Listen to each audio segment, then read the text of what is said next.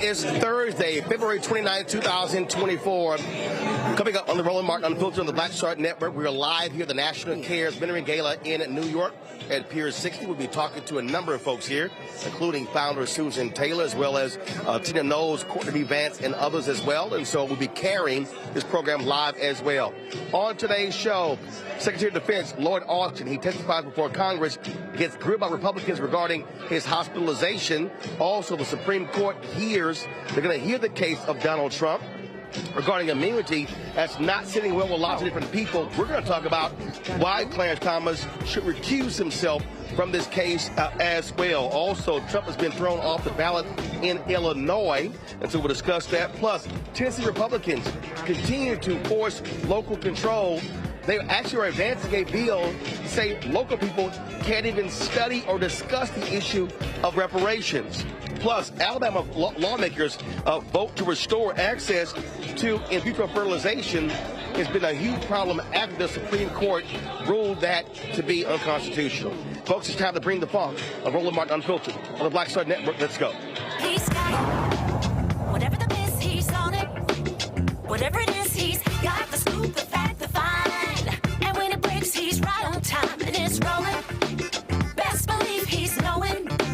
Putting it down from sports to news to politics. With entertainment just for kicks, he's rolling. It's on go, y'all. It's Roland Martin, yeah. Rolling with Roland now. He's funk, he's fresh, he's real, the best, you know he's Roland Martin now.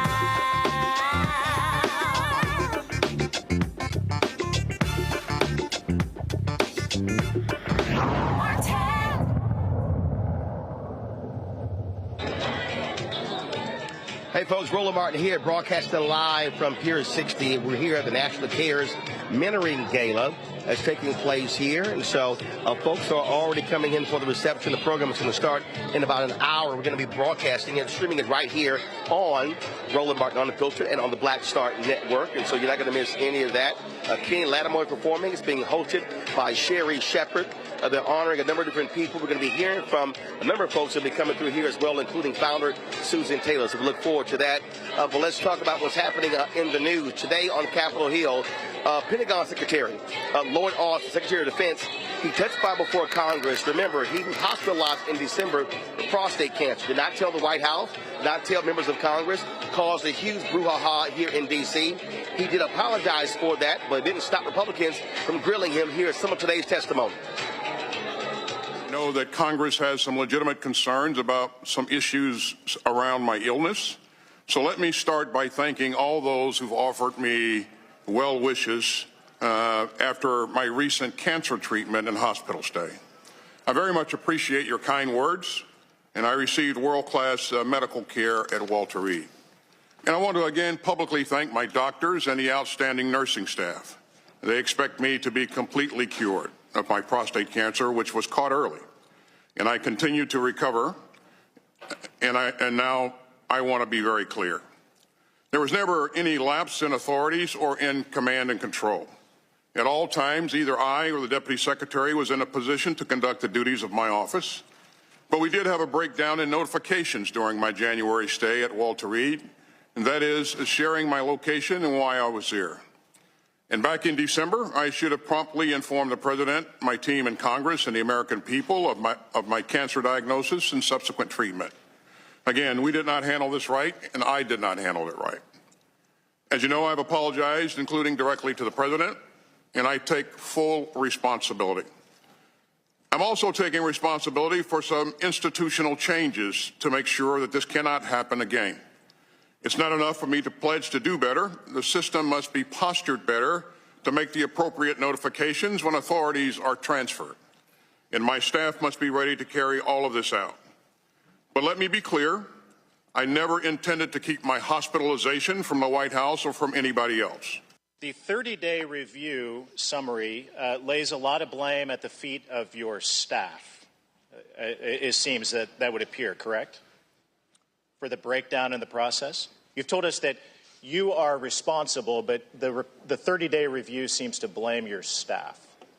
Well, the 30-day review pointed out that that there were some missteps, but there was never any ill intent or an intent to obfuscate. So, 1 year ago, you told me in this hearing room you had no regrets about what happened in Afghanistan. Do you regret what happened here? I've said that we didn't get this right, Congressman, and we put measures in place to ensure that the notification process is improved going forward. Mr. Secretary, who will be held accountable? The transfer of authority was who will be held accountable for this? This embarrassment. Again, I take full responsibility, and we put measures in place to address the shortcomings. Are you surprised the president didn't call for your resignation? I'm surprised, but are you surprised that he didn't call for your resignation? The president has expressed full faith and confidence in me. So you're not surprised that he didn't call for your resignation. Is it typical that the president would go 3 days without talking to his Secretary of Defense? Is that typical, or is that a regular posture? Do you usually go days without talking to the commander? I mean, that can happen. It depends on whether or not the president's on travel. If I'm on travel, there are times when we do go days without direct communication. So the big issue for me here is either the president is that aloof or you are irrelevant. Which one is it, Mr. Secretary? That the president would go 3 days without knowing that his Secretary of Defense is not on the job? It's neither. The president is not aloof, and I am.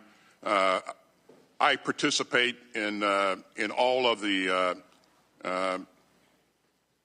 Let me ask you this. On January 2nd, while you were in the hospital, President Biden was vacationing in the Caribbean. Your deputy, who the president didn't even know had operational control, was on a beach in Puerto Rico. What kind of message does that send to our adversaries? The key piece is that, number one, the deputy has the ability to, she has access to secure communications. She has the ability to participate in decision-making processes from wherever she is. Mr. Secretary, our adversaries should fear us, and what you've done has embarrassed us. And let me sum this up by this. A leading Chinese propaganda outlet said that what happened to you exposed, quote, internal chaos. A leading Russian propaganda outlet said that your disappearance, quote, effectively compromised the gentleman's time's expired. Chair now recognizes the chair now recognizes the ranking member. First of all, let me say it is not.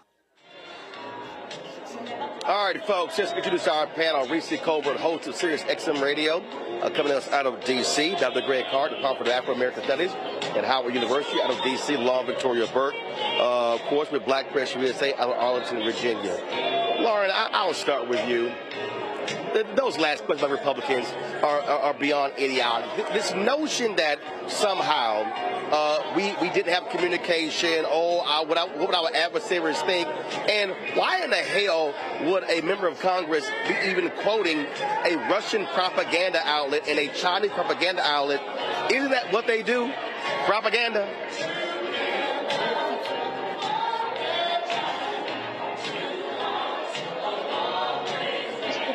Part is cozy with Russia, is oddly cozy with Russia, even more amusing there. And let's be clear, I mean, the secretary made some mistakes with regard to the notification when he was dealing with his prostate cancer. He should have handled that differently.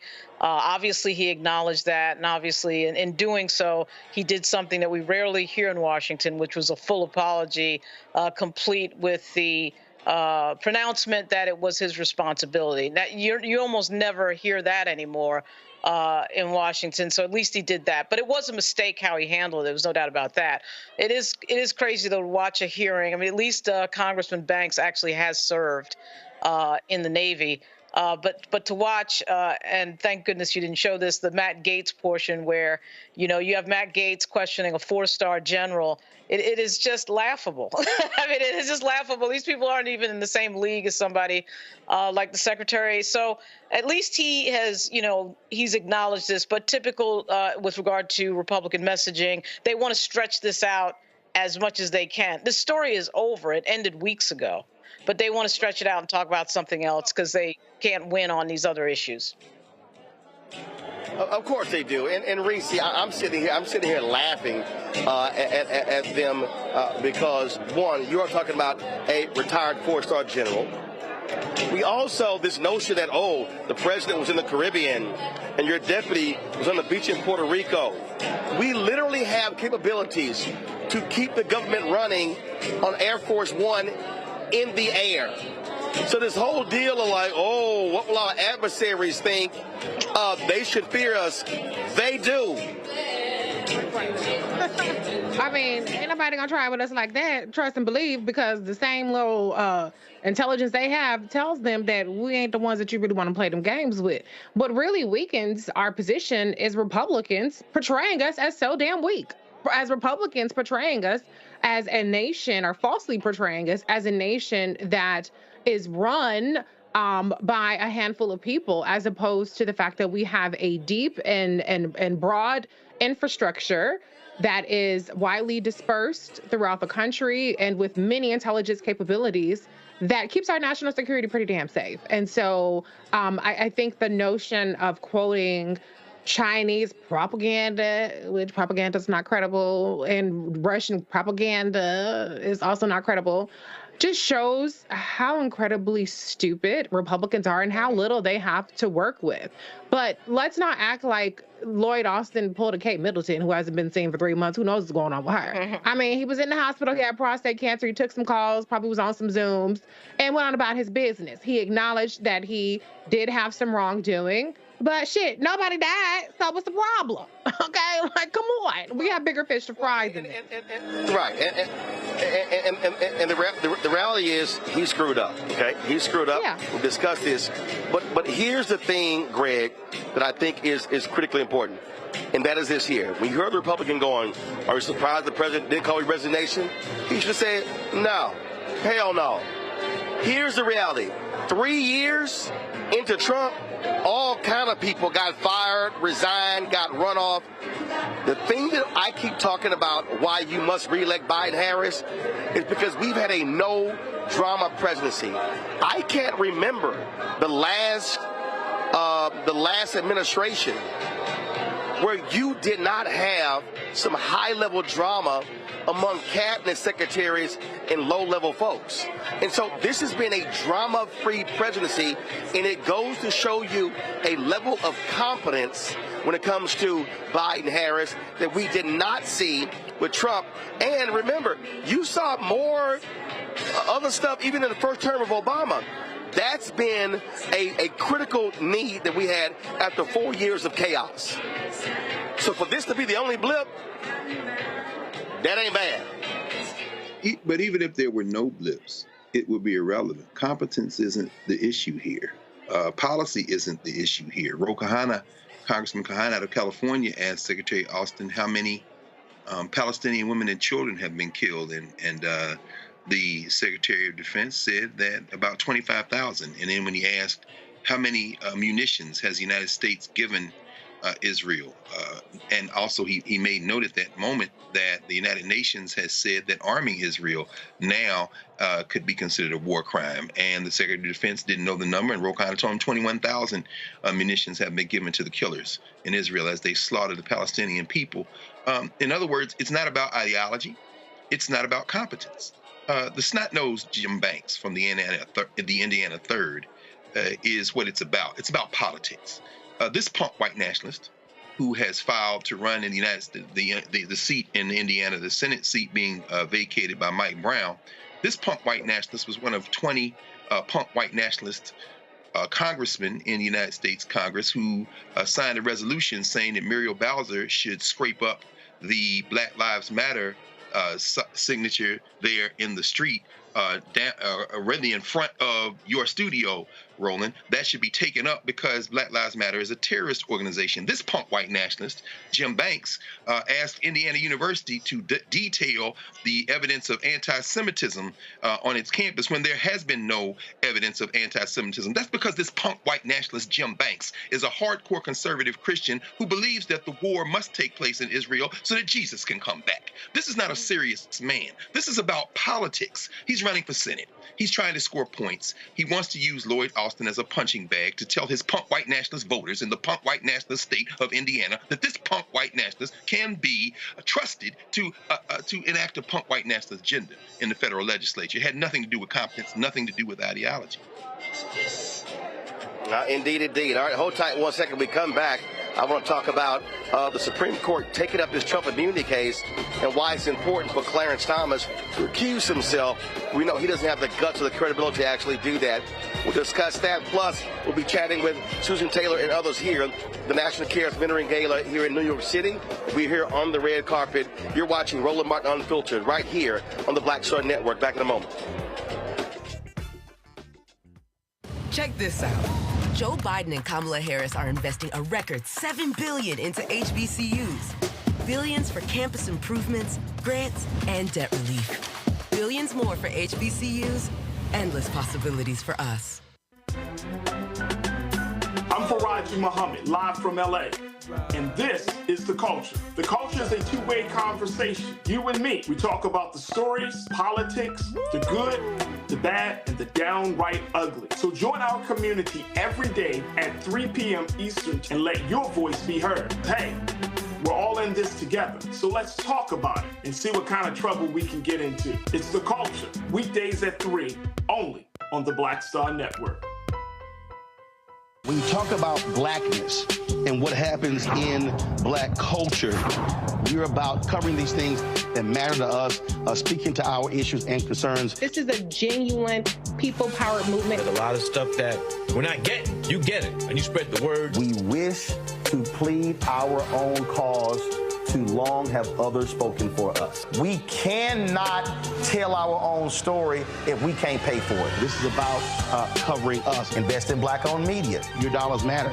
We don't have to keep asking them to cover our stuff. So please support us in what we do, folks. We want to hit 2,000 people, $50 this month, raise $100,000. We're behind 100,000, so we want to hit that. Y'all money makes this possible. Check some money orders. Go to P.O. Box 57196, Washington, D.C. 20037-0196. The Cash App is $RM Unfiltered. PayPal is R Martin Unfiltered. Venmo is RM Unfiltered. Zelle is Roland at RolandSMartin.com. Hey, what's up? Geek Today in the place to be. Got Kicked Out Your Mama's University, creator and executive producer of Fat Tuesdays, an air hip-hop comedy. But right now, I'm rolling with Roland Martin, unfiltered, uncut, unplugged, and undamn believable. You hear me?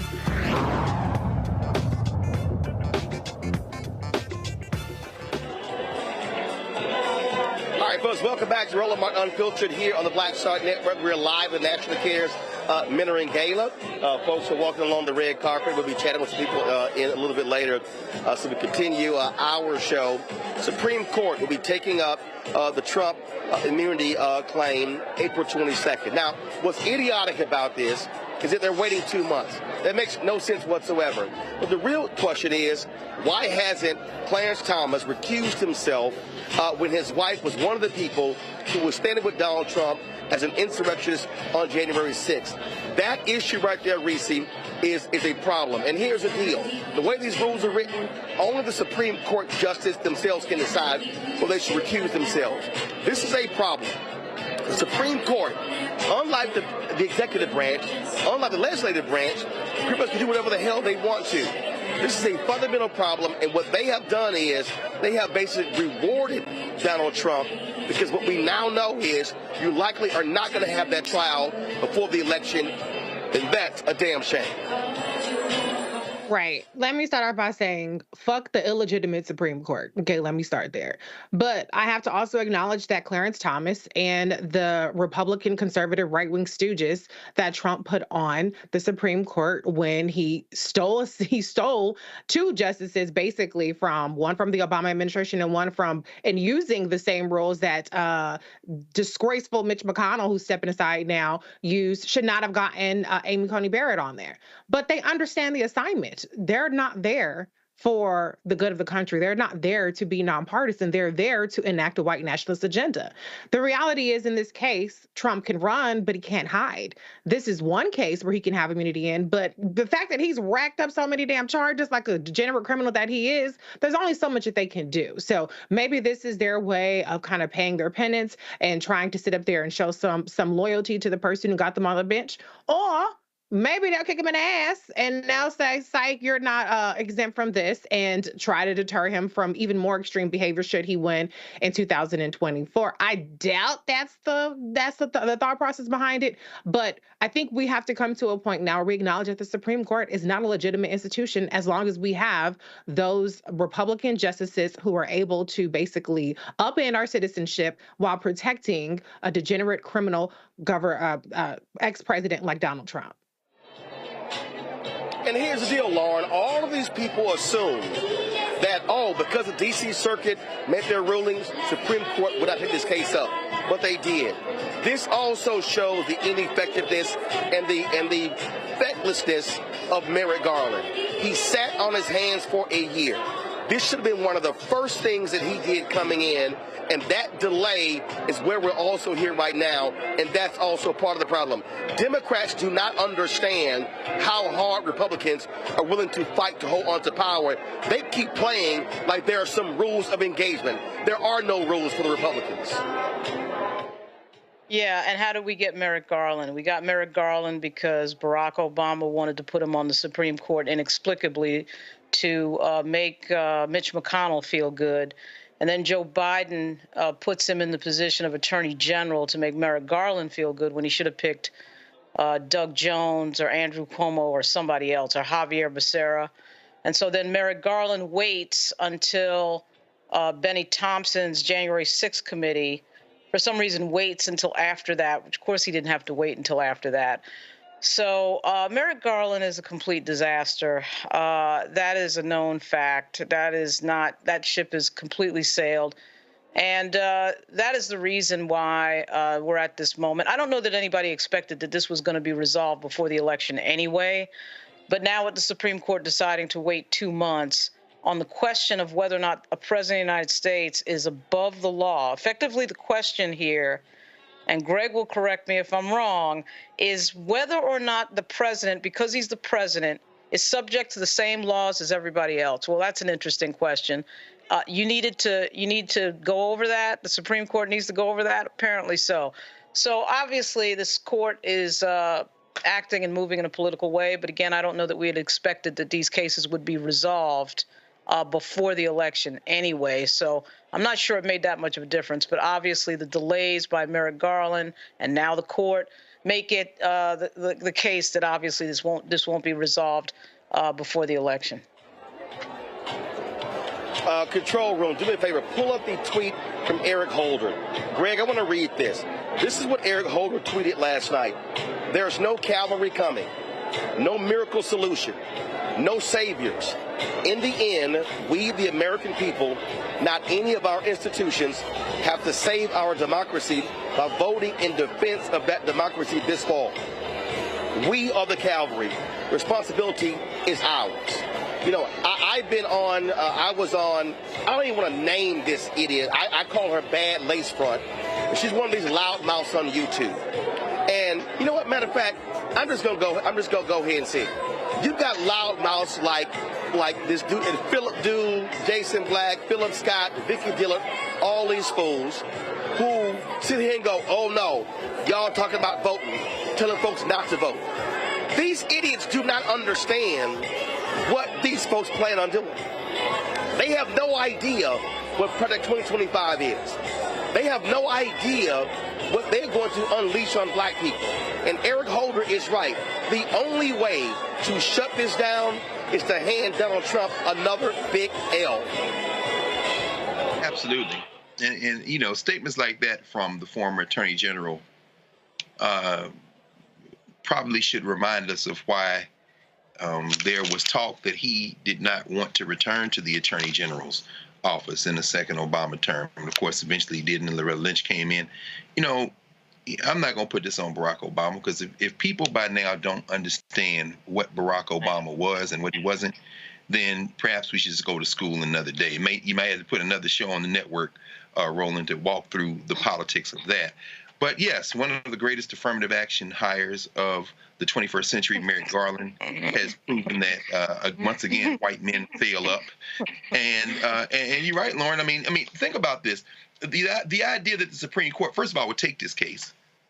There are 179 circuit court judges in this country. Jeff Toobin just put an article in the New York Review of Books, of all people, talking about that Fifth Circuit, and he mentioned that Trump got confirmation of 54 circuit and 174 district judges, and to date, Biden has confirmed 40 circuit judges, 134 district judges, and has 22 nominees pending, including some nominees being held up by some of these white nationalists in the southern states. This is where we see the value for the white nationalists of making sure that agents of chaos like these YouTube warriors are amplified and others are put in the stream so that people will not vote. Why? Because they have seized and have control of the federal judiciary. This should not have gone to the Supreme Court. But when the Supreme Court took this case, and we don't know whether it was 4 that voted or more that voted to take the case, the fact that they said that the reason they took the case, one of the reasons they take the case, is because there's potential irreparable harm to Trump if this isn't resolved. What's the irreparable harm? That you can't be president of the United States again? It is so nakedly political, as Reese and Lauren have said. It is so nakedly political that they should be ashamed, except as we see, there is no shame, there is no Calvary coming. And if you don't think these people aren't lining up to run a Boston, don't vote and get ready for it. But don't say, as Roland Martin always said, we didn't try to tell you. That's right.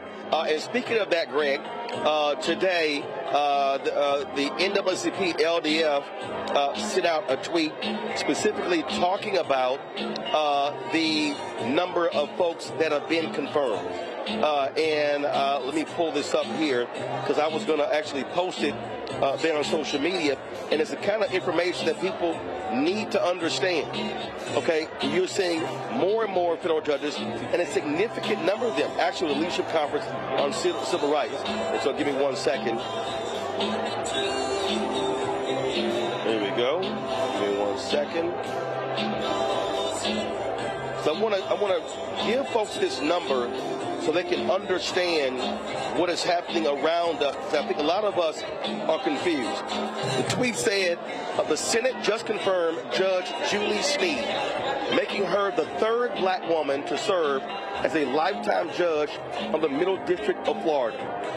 POTUS has now appointed 57 black lifetime judges, including 36 black women. This matters. So, Reese, for all these Simple Simons out here who go, oh, ain't nothing happened with black people, these are federal judges for life. These are people who will have the power to do the exact same thing these MAGA judges are doing. And anybody black out there who says that federal judges do not matter, they have got to be outside of their minds. Right. I mean, look at what kind of damage the federal judiciary has been able to do, and even some of these state judiciaries have been able to do under a democratically led administration. I mean, affirmative action gone, Roe v. Wade gone, Alabama. Now, a fetus is a person. I don't know when last time you saw a fetus walking down the street. So I think that people just have a real lack of understanding of how to connect the dots and how important the judiciary is, at least on the Democratic side. Now, the Republicans have been playing this long game for generations, and they are winning unless something is done, pack the courts or some other, measures are put in place to try to reverse this, to continue to hold on to it regardless of what the federal legislature looks like in terms of the makeup of Democratic versus Republican. But can I just add on about Eric Holder's point? I think that a lot of people are talking about there's no cavalry coming and what's to come in 2025. The shit is with us right now. I don't know what's not clicking with people. If y'all looking for another storm, the Capitol Civil War type of thing, people taking up arms, you're not going to necessarily find it to that extreme. But what I do think is extreme is, like I just mentioned, what's happening in Alabama, what's happening across the country with these fetal personhood things, what's happening across the country in terms of rolling back criminal justice reform, what's happening across the country in terms of we're rolling back things on education, on actually stripping you of your citizenship by removing people that you have elected from those positions at the state level, Greg Abbott, Ron DeSantis, and doing all those things. And so every single Republican-led state, and there are only 17 states in this country that have a Democratic trifecta, you see what's to come even more on a national level if they get back into power. And the thing about it is, when somebody shows you who they are, believe it. And I'll say this here before I got to go to break, and that is this here. Senator Dick Durbin needs to get off his behind and stop letting this blue sip stuff happen. Democrats may not control the Senate in January or the presidency. They better be confirming every judge they can right now. Going to a break, we come back. We'll be live from the National Cares Mentoring Gala red carpet. Got some folks I'll be chatting with, including Ken Lattimore. You're watching Roland Martin Unfiltered on the Black Star Network. Back in a moment.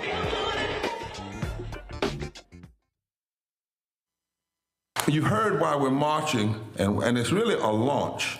It's not even a march. We're launching. That's right. A 42-week campaign. March the 2nd at 10 o'clock in Raleigh and 33 other state capitals and the District of Columbia. This is a historic move to mobilize the most powerful untapped block of voters in this country.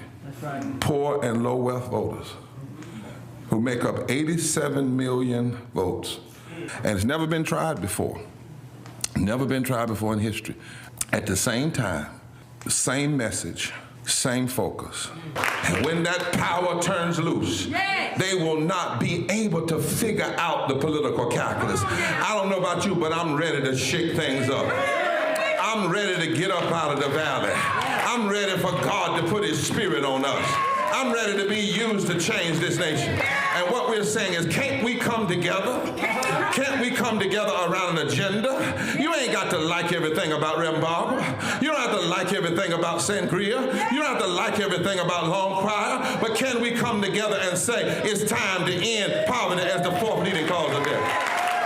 It's time to have $15 and a living wage indexed with inflation. So every time inflation goes up, the minimum wage goes up. It's time to have health care for all. It's time to fully fund public education. Can't we come together? It's time to protect women's right to women's health. It's time to have affordable housing for everybody. It's time to stop the proliferation of guns. Ain't no way folk ought to be able to have more guns than they have food, more guns than they have meat on their table. That makes no sense. Isn't it time for division to be ended and love to take over? Can't we organize around that? Look at your neighbor and say, neighbor, I don't need to like everything about you, but can't we organize for power? Can't we stand for justice? Can't we love everybody for just a little while? Can't we come up out of the valley? Can these bones live?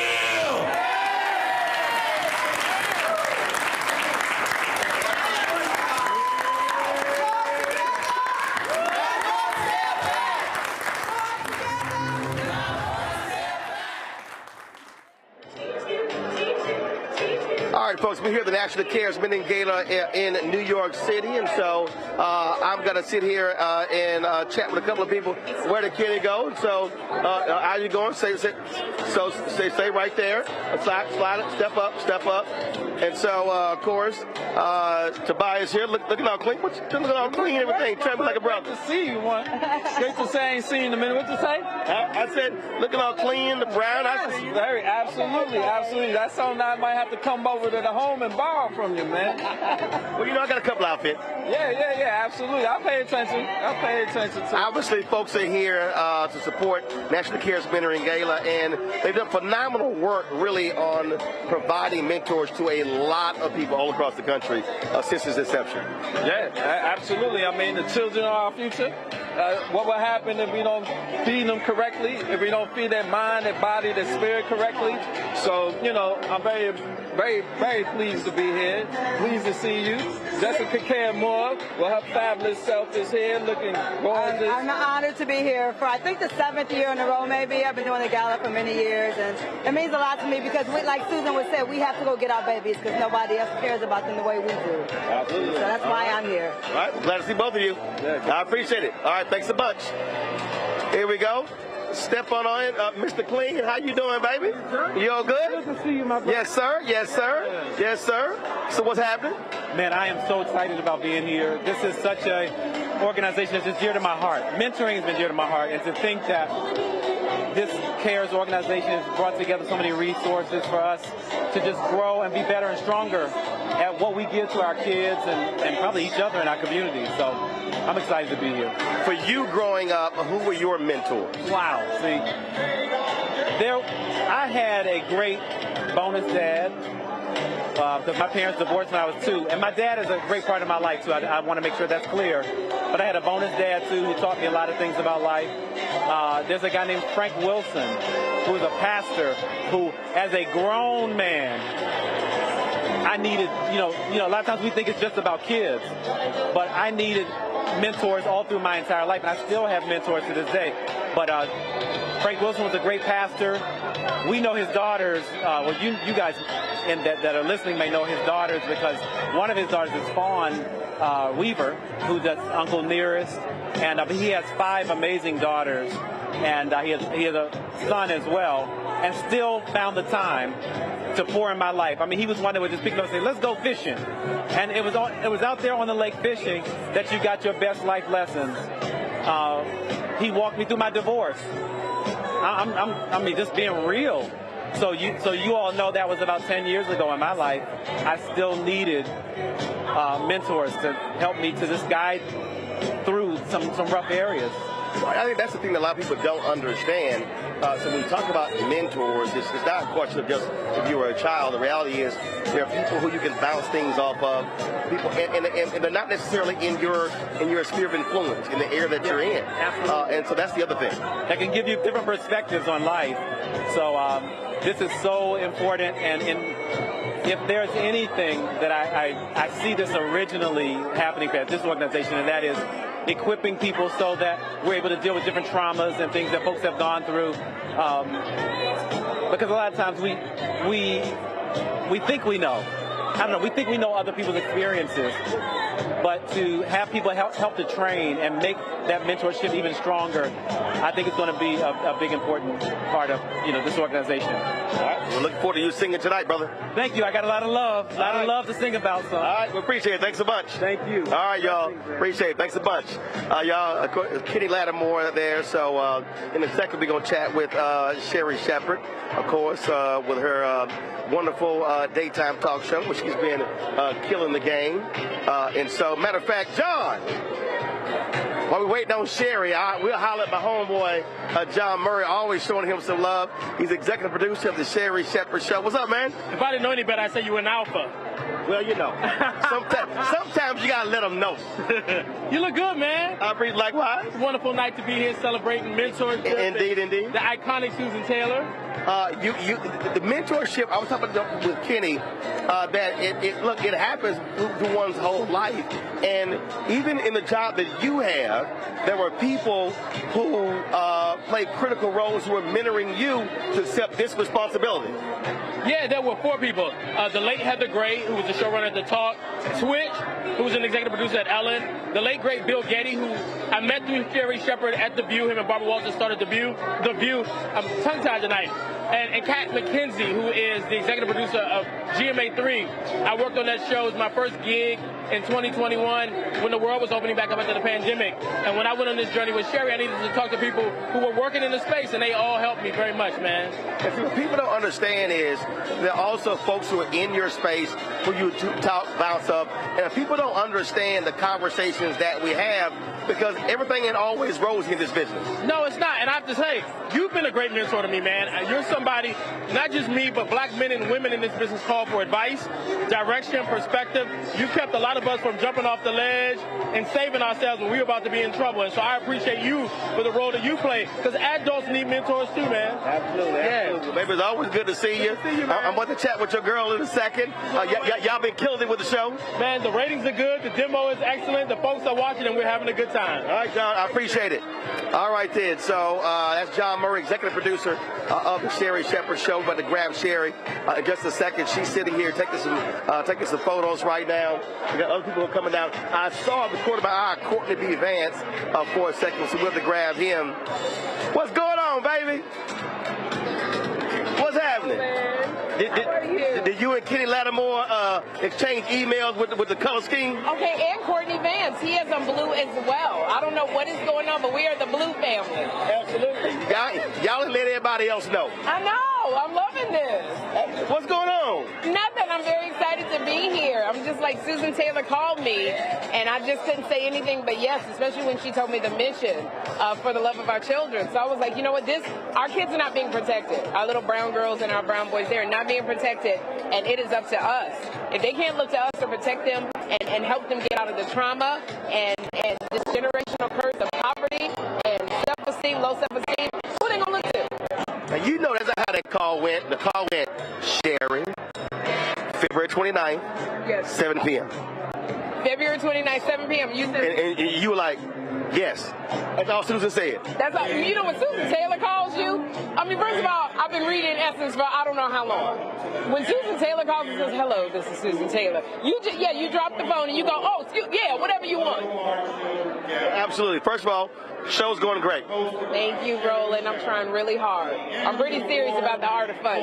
So yeah, I mean, no, but funny. I mean, in a job. But again, you never gave up on saying, I can do this. Y'all don't think so, but I can do this. You know what? It's so funny trying to convince people that you can do what you dreamed about for 30-something years, 23 years. And I'm so glad I'm glad that I got it now, because I understand the assignment. I understand exactly when I walk out that door what I'm supposed to be bringing. So it's so not about me. In my 20s, it would have been about me. But now it's like, no, it's about what am I bringing? How am I being a vessel to show people that side of God that is love, light, laughter, and fun. And then when Oprah said, here's a baton, you done lost your mind. I'm still call and go, is this baton real? So the fact that Oprah even turned down other shows to come on to my show meant a lot. And to have her as a mentor, you know, I got these women, Gayle King, Oprah, Robin Roberts, Whoopi Goldberg. You know, you can't beat these women as mentors for a talk show. Always good to see you, darling. Love you, baby. You too, bro. All right, God. That's Sherri Shepherd, host of the Sherri Shepherd Show. We got Kefra Burns here, of course. He is the husband of Susan Taylor. A bad brother in his own right, doing his thing, doing amazing things. And so I'm going to grab him in a second. Let me grab Kefra right here. Looking clean, my brother. Thank you. So let me explain this something. So y'all know every time, y'all know how y'all black women are. So y'all see a good-looking brother, y'all tell the wife, oh, baby, you're doing a great job. And when you see a good-looking wife, the husband don't get no credit. I always give Kefra credit for Susan looking 50 years old, even though she's 75. So I always give it to you. That's all. No. You got something to do with that, too. I try to take care of her. You know what the community would do to me? No, damn that. I'm going to get it. If sisters always trying to get a woman credit, I'm going to get a husband some credit. Give me a little bit. I'm going to give you a little bit. You know, the one to keep the beat. Yes, That's sir. Right. Man, you've been on this ride with Susan. What has it been like to see go from idea to this? This started out we were on vacation someplace trying to figure out what are we going to do. This was after Hurricane Katrina. And we were on the beach trying to figure out what can we do, you know, and we had the Essence Music Festival. We said we can't go back to New Orleans anyway. We're going to go to Houston, right? But we can't just go back to the Essence Music Festival and have a party. We got to do something else. We got to call out to the community. We got to do something about, you know, to help our folk, not only in Katrina, but especially our children. So what are we going to do? We're going to call the brothers together. I don't know if you were there for that. No, I was there. Yeah, that's right. The brothers got together, pledged that we were going to do something. Nothing happened. And so we were on the beach saying, what are we going to do? Susan said, we got a mentor. You know, we got to call the community together to put their hands on the shoulders of vulnerable black kids and everybody make a commitment. That's the only way this is going to happen. You know, we didn't come up and get where we are by ourselves. All of us had mentors. You know what I mean? Elsewise, I wouldn't be here at all. You know, I wouldn't be here. So that's how it started on the beach. They had blackberries back then. Blackberry. Susan had muscles right here in her thumbs, you know, from working on her BlackBerry, right? She put most of CARES together on her BlackBerry. Wow. Yeah. She's amazing. Well, it is amazing. It's great to be here. So look forward to this gala. Always good to see you, my brother. Yeah, good to see you. Yes, always. sir. Yeah. All right, then. I'll see you a little bit later. Kepler Burns, y'all. That's my man. Thank you. All right, y'all. I'm looking down this. Appreciate it, baby. Go right ahead. I'm looking down this carpet. So I'm going to do this here. I'm going to go to a break. I'm going to come back. Hopefully, I'm going to grab Susan, and then I'm going to try to grab Courtney Vance as well. You're watching Roland Martin Unfiltered right here on the Black Star Network. Check this out. Joe Biden and Kamala Harris are investing a record $7 billion into HBCUs. Billions for campus improvements, grants, and debt relief. Billions more for HBCUs. Endless possibilities for us. For the last 15 or maybe 16 years, 18 years, I'll say, since when I moved to LA, I hadn't had a break. I hadn't had a vacation, probably a week vacation here or there. Right. This year, after I got finished doing Queen Sugar and we wrapped it out, because I knew I had 2 TV shows coming on at the same time, I said, I'm going to take a little break. So I've been on break for the first time, and I can afford it now. Praise God. You know what I'm saying? Right. So I can afford it. I'm like, I can sit back and ain't got nothing to worry about, man. But this was the first time in almost in 2 decades that I've actually had time to sit back and smell the roses.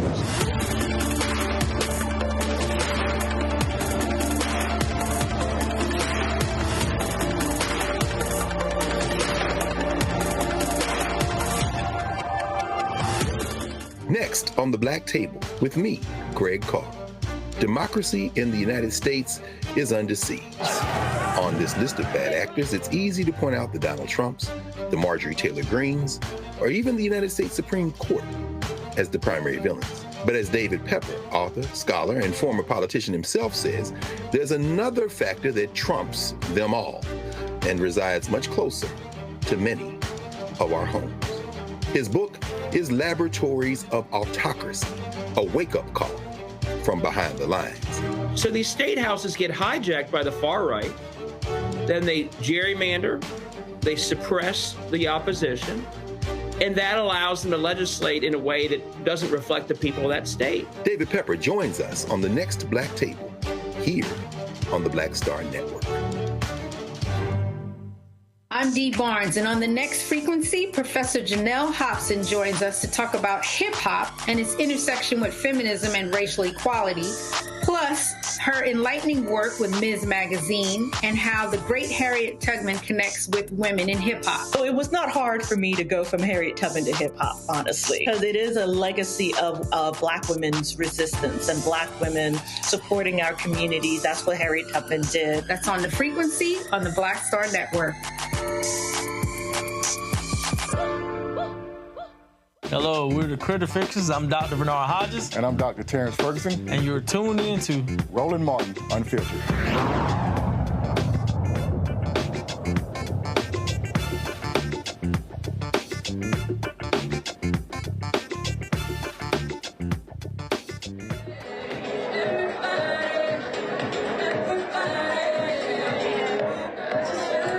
right, folks, welcome back to Roland Martin Unfiltered here on the Black Star Network. We're here at the National Cares Gala, Mentoring Gala, taking place in Pier 60 in New York. We've been chatting with a number of different people here. There are a lot of different partners as well. Tell everybody who you are. Hello, everybody. Roland, good to see you. This is Dr. Stacey International President, CEO of Testifies Sorority Incorporated, one of the new partners with CARES, but an old affiliate leader from New York, working with Susan Taylor for years with this very important work with National Cares, and we're just excited as an organization to join other members of D9 as we find the mentors and deploy them to our children who need us now more than ever. For the love. All right, at this time, have y'all been tracking folks that come through, checking on them to see how they're doing? Well, for the love of our children, Gala 2024, please take your seats at this time. Thank you. That's the work that we've been doing as affiliates, making sure that we can find out what happens to the young people after you have that quality time with a mentor. You never know who can change your life. All right, we certainly appreciate it. Thanks a bunch. Always great seeing you, my brother. Thank you. All right, folks, again, we're going to be chatting in a moment with Susan Taylor. I want to go back to our panel here, and I want to start with Greg in this round. Greg, when we talk about mentors, look, for me, grandfather, father, uncles, so I had a very strong family structure, but unfortunately a lot of folks in our community don't have that strong family structure, which is why you have to have external groups picking up the slack.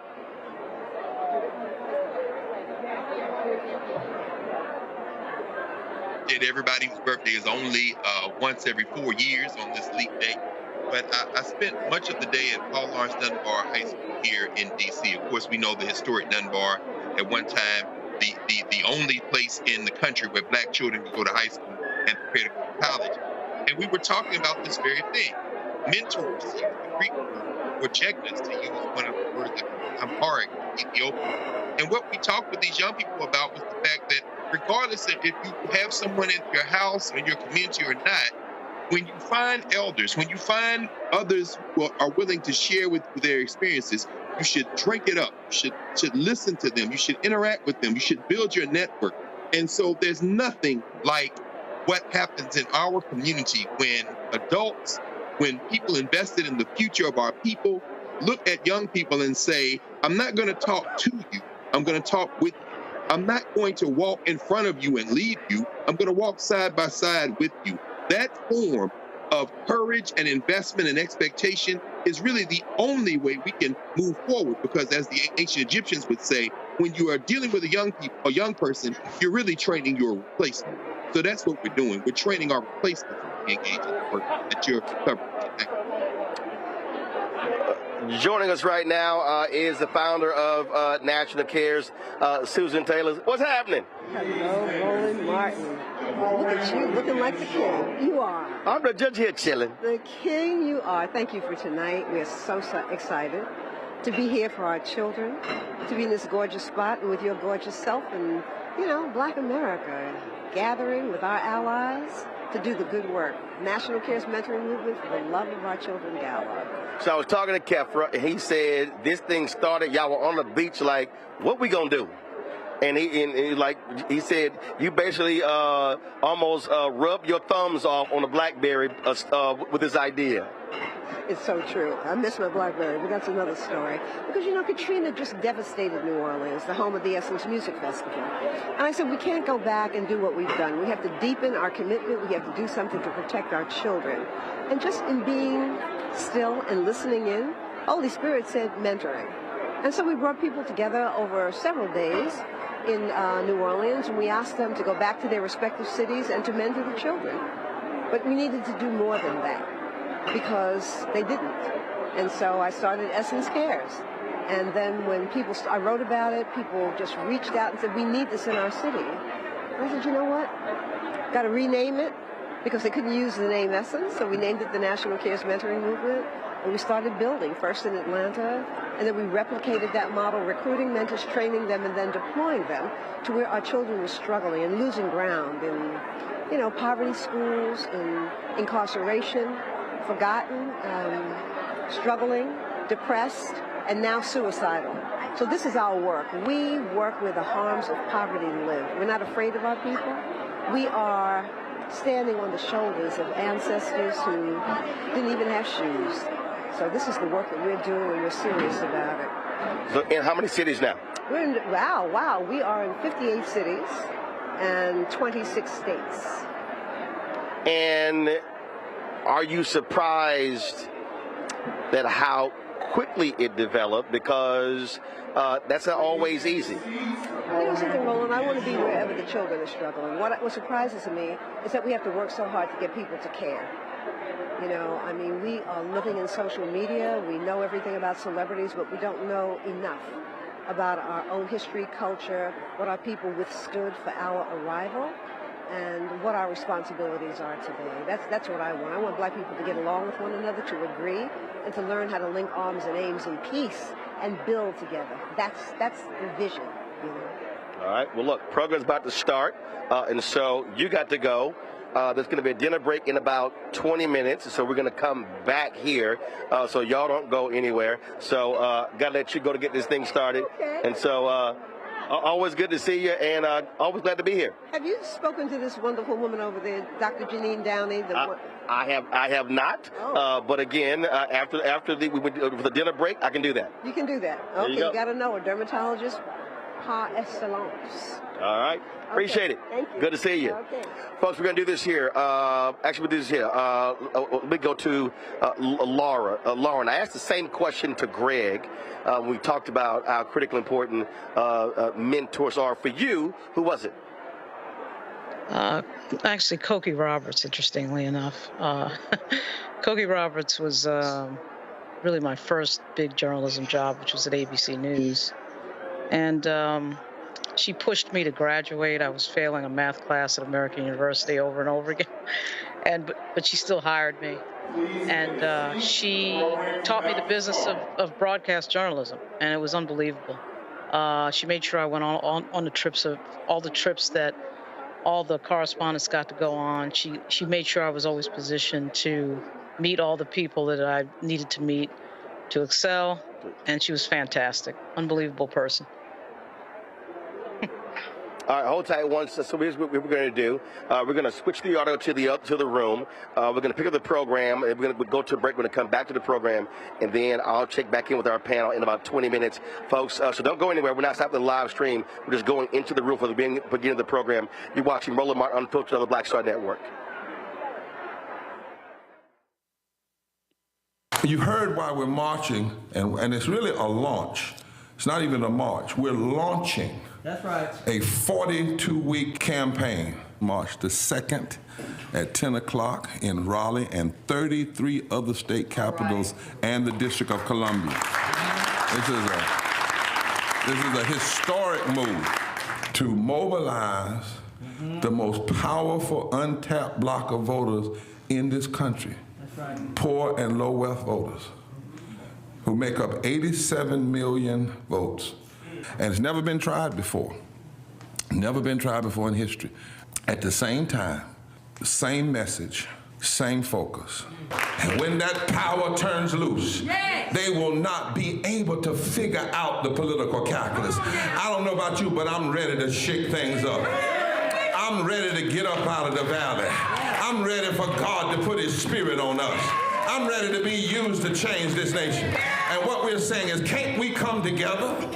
Can't we come together around an agenda? You ain't got to like everything about Rembrandt. You don't have to like everything about Sangria. You don't have to like everything about Long Choir. But can we come together and say, it's time to end poverty as the fourth leading cause of death? It's time to have $15 and a living wage indexed with inflation. So every time inflation goes up, the minimum wage goes up. It's time to have health care for all. It's time to fully fund public education. Can't we come together? It's time to protect women's right to women's health. It's time to have affordable housing for everybody. It's time to stop the proliferation of guns. Ain't no way folk ought to be able to have more guns than they have food, more guns than they have meat on their table. That makes no sense. Isn't it time for division to be ended and love to take over? Can't we organize around that? Look at your neighbor and say, neighbor, I don't need to like everything about you, but can't we organize for power? Can't we stand for justice? Can't we love everybody for just a little while? Can't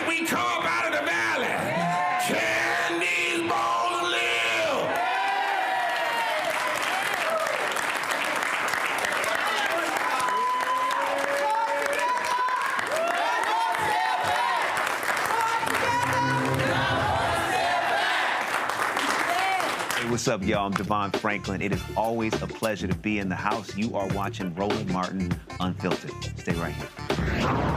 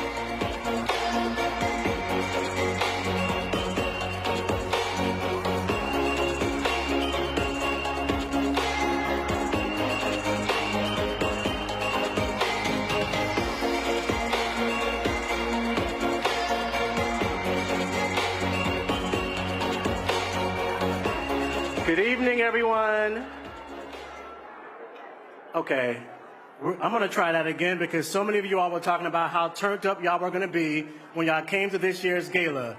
Good evening, everyone. That's what I'm talking about. We're gonna keep that energy. Welcome to the National Cares Mentoring Movement 2024 For the Love of Our Children Gala. Woo, let's bring it up, y'all. That's right. We are so thrilled to have so many of our friends and family viewing online. So let's show them some love, y'all. Bring the energy up in the room. That's right. Tonight's program, hosted by the amazing Sherri Shepherd, is about to begin. And who better than Sherri to help us celebrate not only the courage and resilience of our young ones and women of courage who continue to defy the odds, climb many mountains, and move millions of dollars to poorly resourced communities so that our children and our world can get what they need. But for now, please listen to one of the greatest writers our world knows, a woman of courage. She embodies courage. She, along with other cherished women, led conversations we were once too afraid to have, but now cannot live without.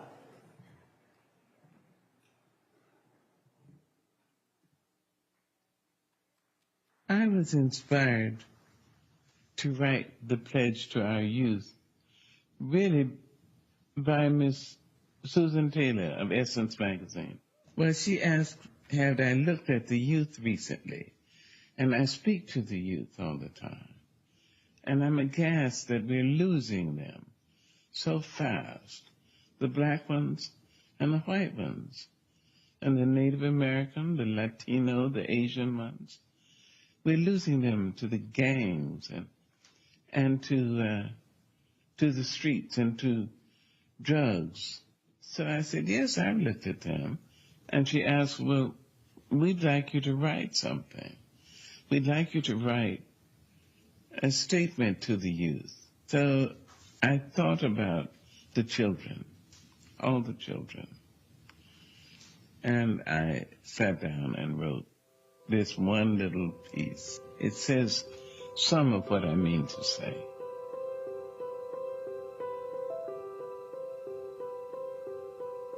Young women, young men of color,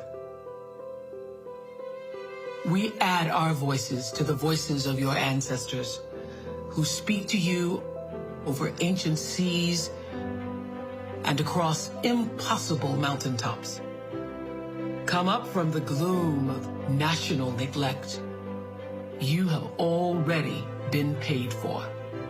Come out of the shadow of irrational prejudice. You owe no racial debt to history. The blood of our bodies and the prayers of our souls have bought you a future free from shame and bright beyond the telling of it. You are the best we have. You are all we have. You are what we have become.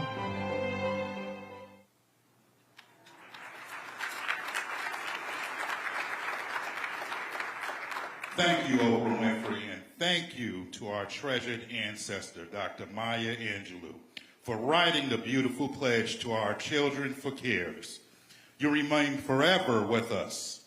And now, please help welcome to the stage our own poet laureate, the incomparable Jessica Care Moore.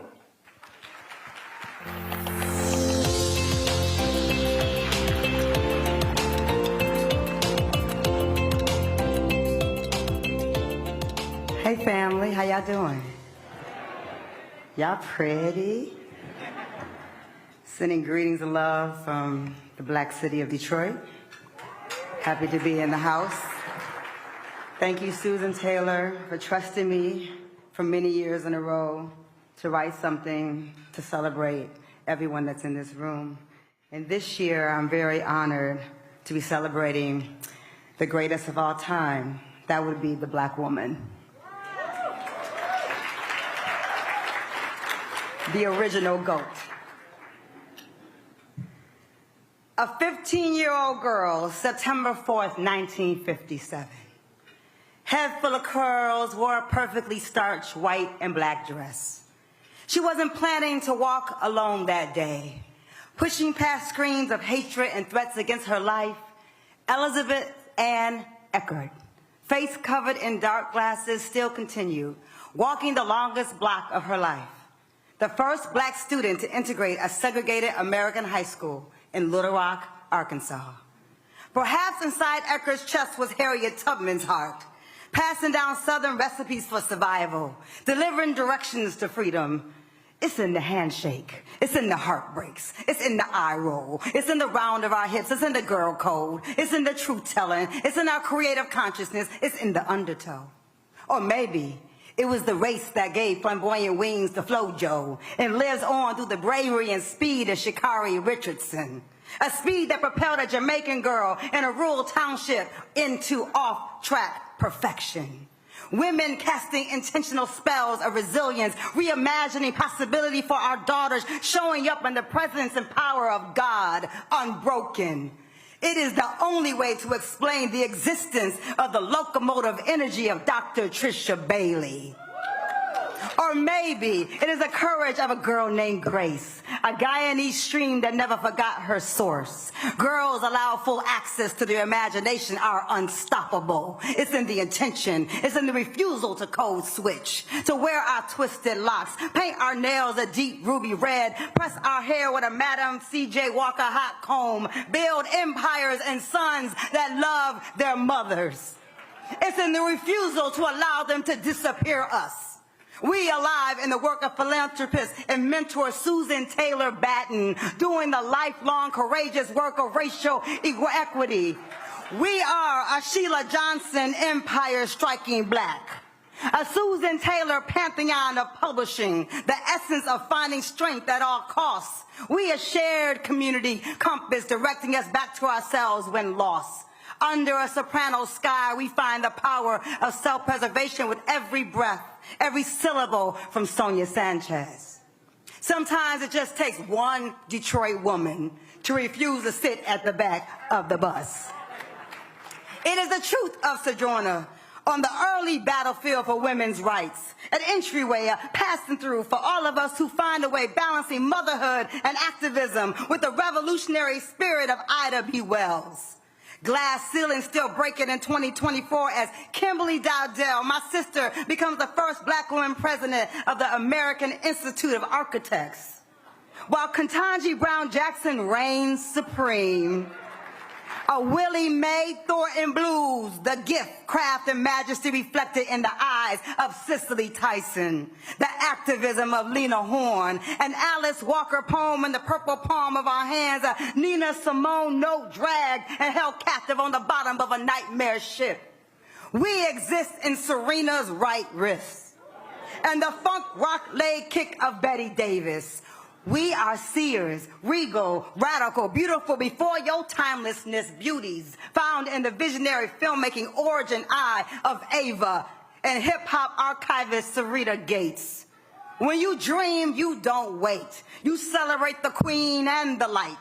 Making space, Mae Jemison in flight, the audacious journey of Josephine Baker and her steadfast defiance against back doors. Our collective wonder held in the grip of a love only a bell hooks could reach. In the bluest eye of Morrison, the secrets we share and the laughter we blow out large as an Angela Davis 1971 Afro. We know deep loves and battle scars. Selma Burke and Betsar. Didn't Nikki Giovanni just travel to Mars? Don't we shapeshift Sankofa style back and forth through these stories of survival, Octavia? You remember who we be? The satirical wit and beautiful stutter of Ruby Dee. The reason why Entezaki wrote for Color Girls and Misty Copeland's body forever changed ballet. It's the way we move. We are the message. We are the message. The message is braided into cornrows. It's in the meals with no recipes.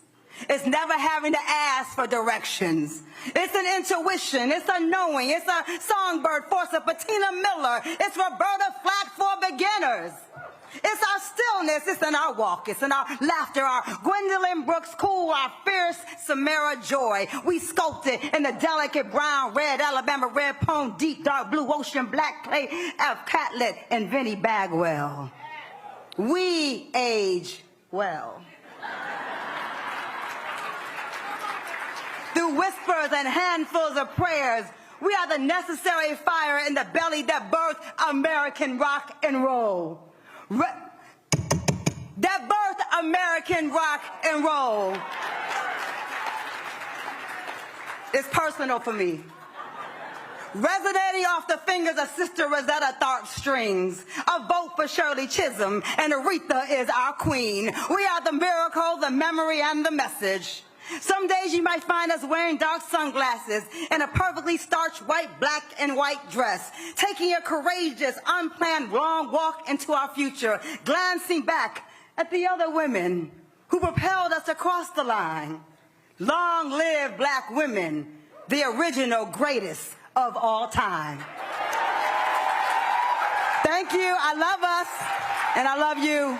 Thank you. Thank you, Susan. I love you. Enjoy your night.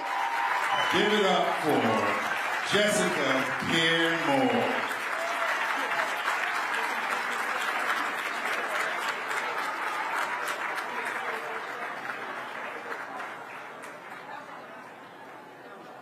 And now, please welcome National Care's Board Chairman, Reginald Van Lee.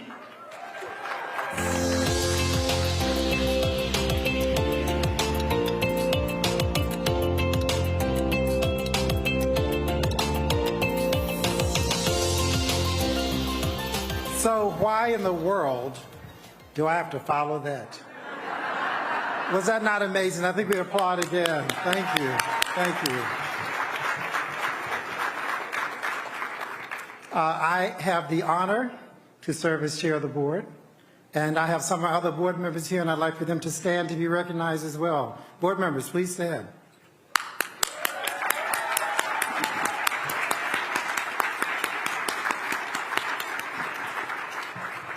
So one might ask, why do we do this? Why do we and the other board members do this?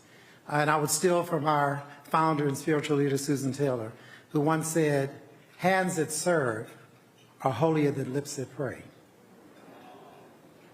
Let me say that again. Hands that serve are holier than lips that pray.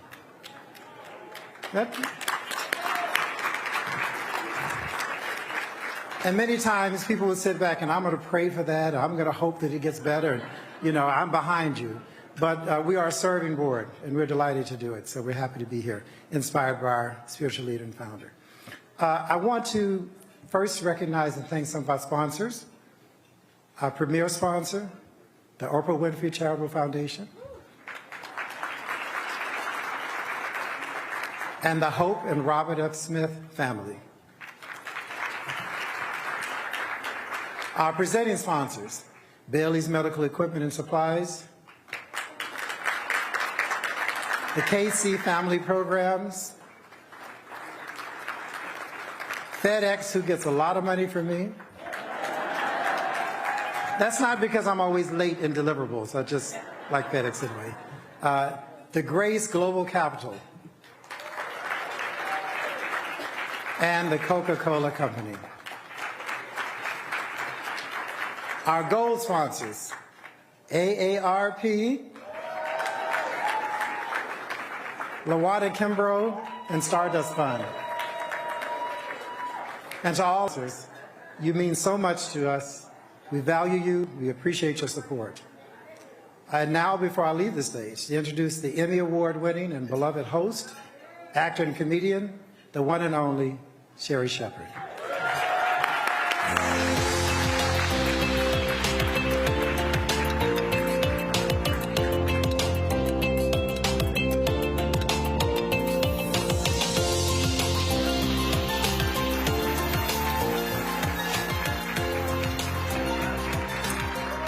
Thank you, Reggie. Thank you, Jessica. Hey, family. Hey.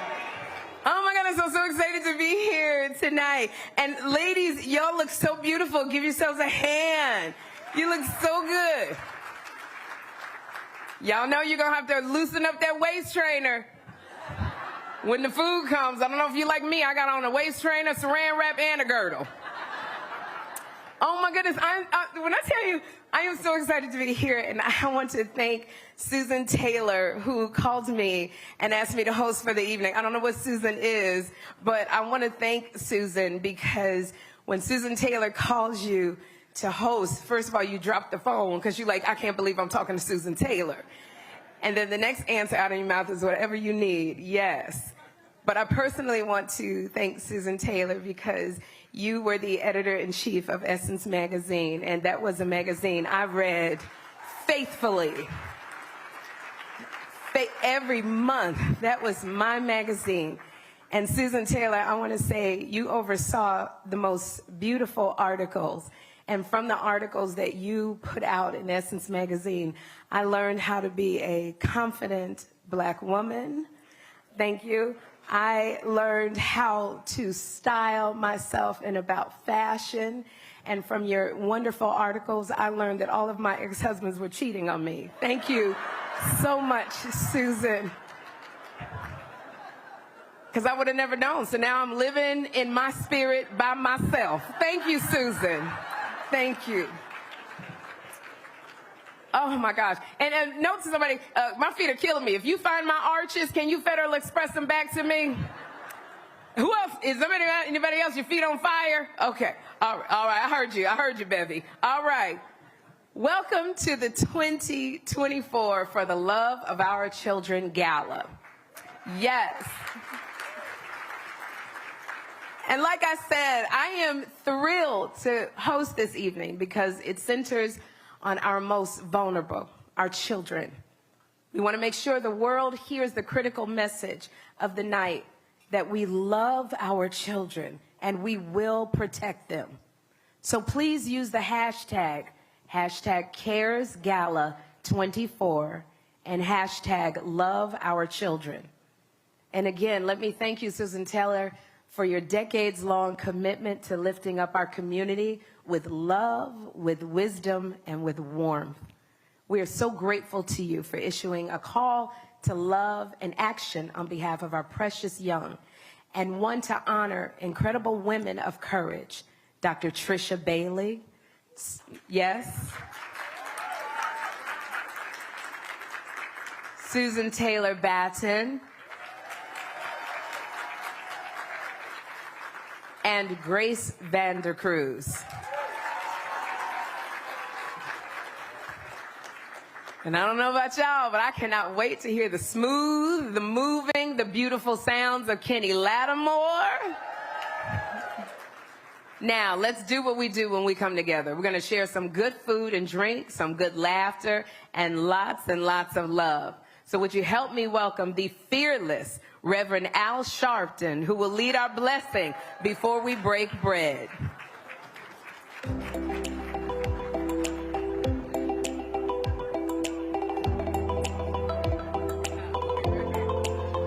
Good evening, good evening. Certainly we are blessed to be here and blessed to have the most spiritual person that I've met in my life, Susan Taylor, bringing us together every year.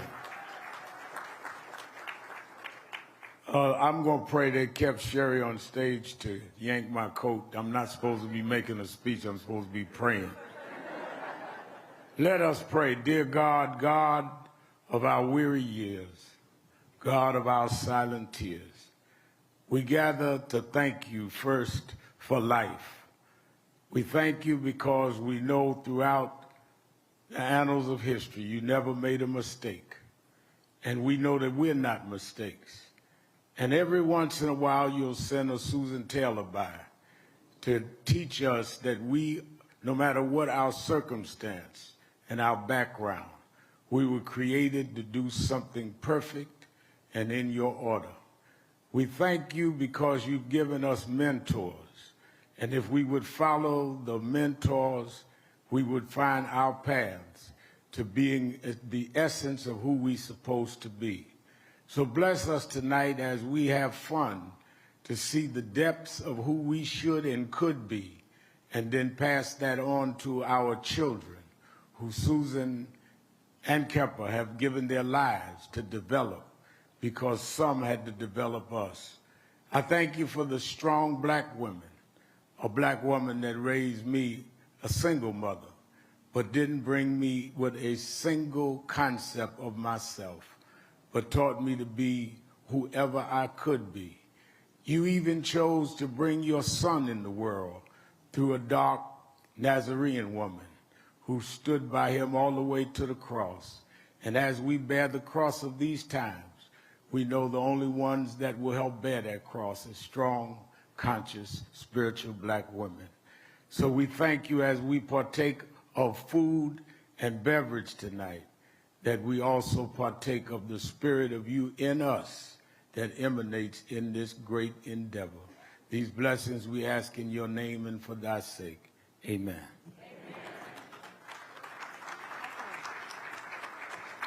Ladies and gentlemen, dinner is served.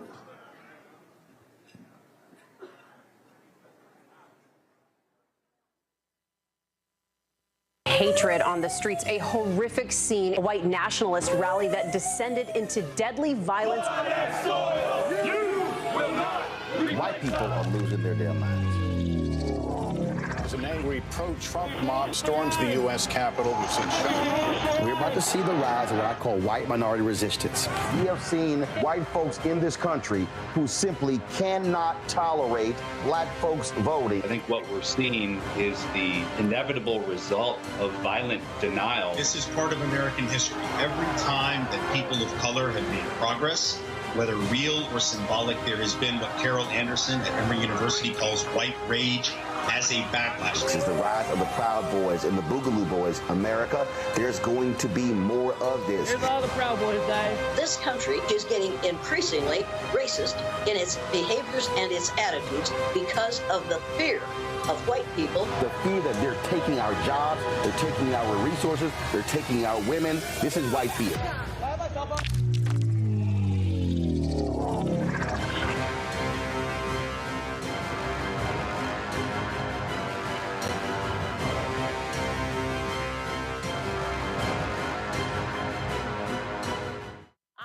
Owens, America's wealth coach and host of Get Wealthy. Let me hit you with a few numbers.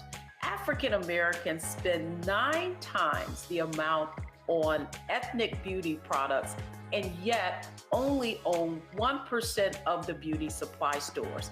It's an $18 billion industry. On the next Get Wealthy, you're going to learn and hear from a woman who's turning this obstacle into an opportunity. We literally take you from A to Z on all of the things step by step you need to have in place to open and run a very successful beauty supply store. That's right here with me, Deborah Owens, host of Get Wealthy, only on Black Star Network.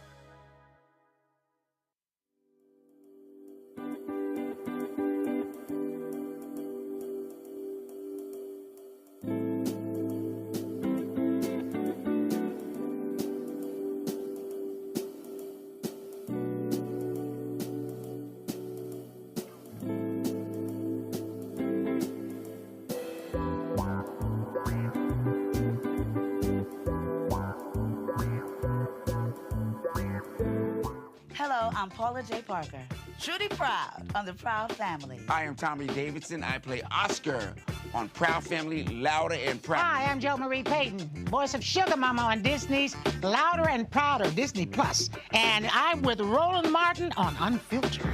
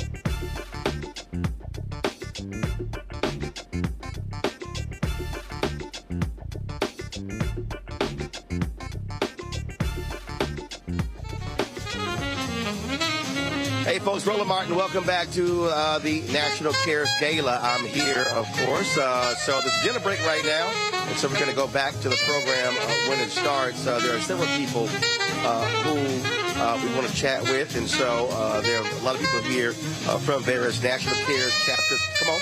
National Care chapters all across the country, and also some people being on. First of all, how you doing? What's your name?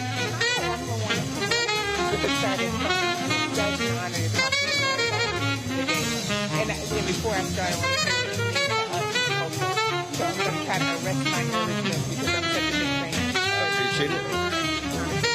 I appreciate it. So your support for the foundation, for National Cares Gala, how long have you been involved? You know what? The great Queen Mother, Susan Taylor, has poured into us, and I am a civil rights attorney by trade, but a lover of us on purpose. And so it's been really great to show up in a philanthropically strong way. We also are going to do a match tonight at the dinner. But we, I represent trust-based, care-based philanthropy where we know what the solutions are. Those closest to the issues are always closest to the solutions, and we should fund early, often, and eagerly. Well, on that particular point, with what they're doing with their various chapters, how they've been able to grow, and more and more people are requesting them to come into their city. That's absolutely right. We hope that this is a model that proliferates. It absolutely is a solution. We don't need any more commissions. We know how to care for us. We know how to pour into us, and we should be investing in us first. All right, then. So you said it's going to be a match later. What do you say to other philanthropic organizations out there? Because it's very difficult for a lot of black organizations to try to get those resources. Why they must support initiatives like this? We must. This is our future. I mean, this is the greatest investment in an equitable future. And I, have strong words that I'm going to be measured for your programming. That philanthropy has always done, right? These organizations, black-led organizations, community leaders have always had the answer. We have given too anemically in the past, and now it's time to stand in the breach and reckon with that history of undergiving. And so I say they can do it the same way Molly got to do it, and the Stardust Fund will want to keep up to do it. I create a challenge that everyone else can do. All right, then. Well, we surely appreciate it. Thank you. All right, folks. I appreciate it. So, again, we're going to chat. Come on, step up. Here we go. How you doing? What's your name? Michelle, how's it going? How critically important to support what this organization is doing? It's mission critical, right? Supporting the next generation is the way in which we're going to see our future in this country. That everybody thrives and that we live into the democracy that the state of Now, one of the things that is really great is that, again, this is really driven by folks on the ground, connecting directly with individuals, young brothers and young sisters. That's right. And so we want to say thank you so much for Susan, for her leadership in this work, right? We want to thank the mentors who have done a phenomenal job day in, day out of walking alongside of the next generation to make sure they have the opportunities and the access to ladders that they need to be able to live into the full potential that they have, right? And so that's why it's really important to be a part of this mentoring organization.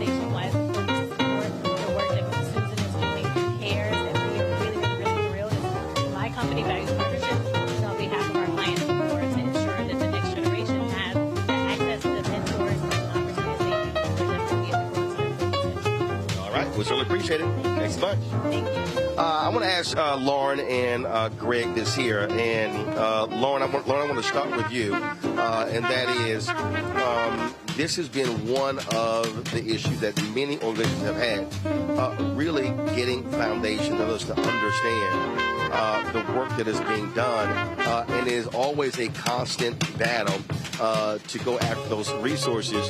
And so in this country, we spend a ton of money after the fact, but if you actually put more money on the front end, you can actually fix a lot of these problems. Absolutely, yeah. And interestingly enough, I think next week in the State of the Union, we're going to hear the president perhaps do some policy that is going to make us think about that again, but I'll detail that out next week. If you do not spend money on the front end on these young people, you will definitely be paying on the back end. We're definitely seeing that in the nation's capital with the lack of investment in our youth, and what happens when they, get to about their teenage years is that if you don't give young people something to do that's constructive, it will turn into something negative usually. So there's a huge problem with that. It's not sexy policy that politicians like to talk about. They love to make big announcements about new crime fighting initiatives and all that, but they don't like to do any sort of investment that requires a deeper thought process and some forethought about how you stave off problems, 10 to 15 years in advance. And it's really hard to get lawmakers that make public policy to think in that direction and think 10 to 15 years ahead like these other countries do, but we pay the price for it. We've been paying the price for it for decades. That is it. I mean, it is amazing when we have these conversations with folks about resources, and you will have lawmakers who will spend a lot more money on prisons, on jails, and programs along those lines, but then will say, "Oh, we can't afford it." When we talk about preventative programs, which is nonsensical. And again, we see this all across this country on the federal, state, and local level. Yeah. Well, the people who say we don't have money to pay for these types of programs are open enemies of our common humanity. They're miserable. They're miserable examples of misanthropic, individualistic, hyper-capitalist, really shrunken souls. And the tragedy isn't that they have these opinions, although that is a tragedy in a human sense. The tragedy is that we don't rise to the challenge and overwhelm them with our numbers, because most people in this country and in the world don't share those miserable opinions. When I look at the board of directors for National Cares, for example, and you see folks associated with the Carlyle Group and J.P. Morgan Chase and C3 Venture Flint and Comerica Bank and the Pickard Group and General Motors and KPMG, there's a reason why you have to recruit these type of folk, because they have access to resources. Is it ideal? Absolutely not. Because we know that the type of mouth-to-ear, hand-to-hand, life-to-life shaping that has allowed us to not only withstand the greatest single enduring tragedy in contemporary human history, enslavement and its aftermath, was achieved for us, by us, in churches, in community centers, in communities without resources except the human resource of investment. What happens when you pour that type of beautiful, brilliant determination into a larger vessel like the United States, a state system where there has never been a consensus on what this country is and what its commitment is to the people who live in it? Well, what you end up with is what we have here.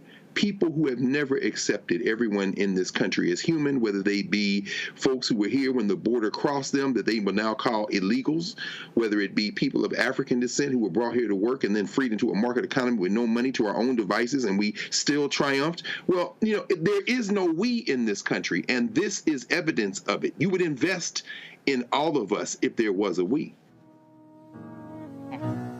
Well, again, and one of the things that also I try to remind folks is that there's this assumption that black folks don't give.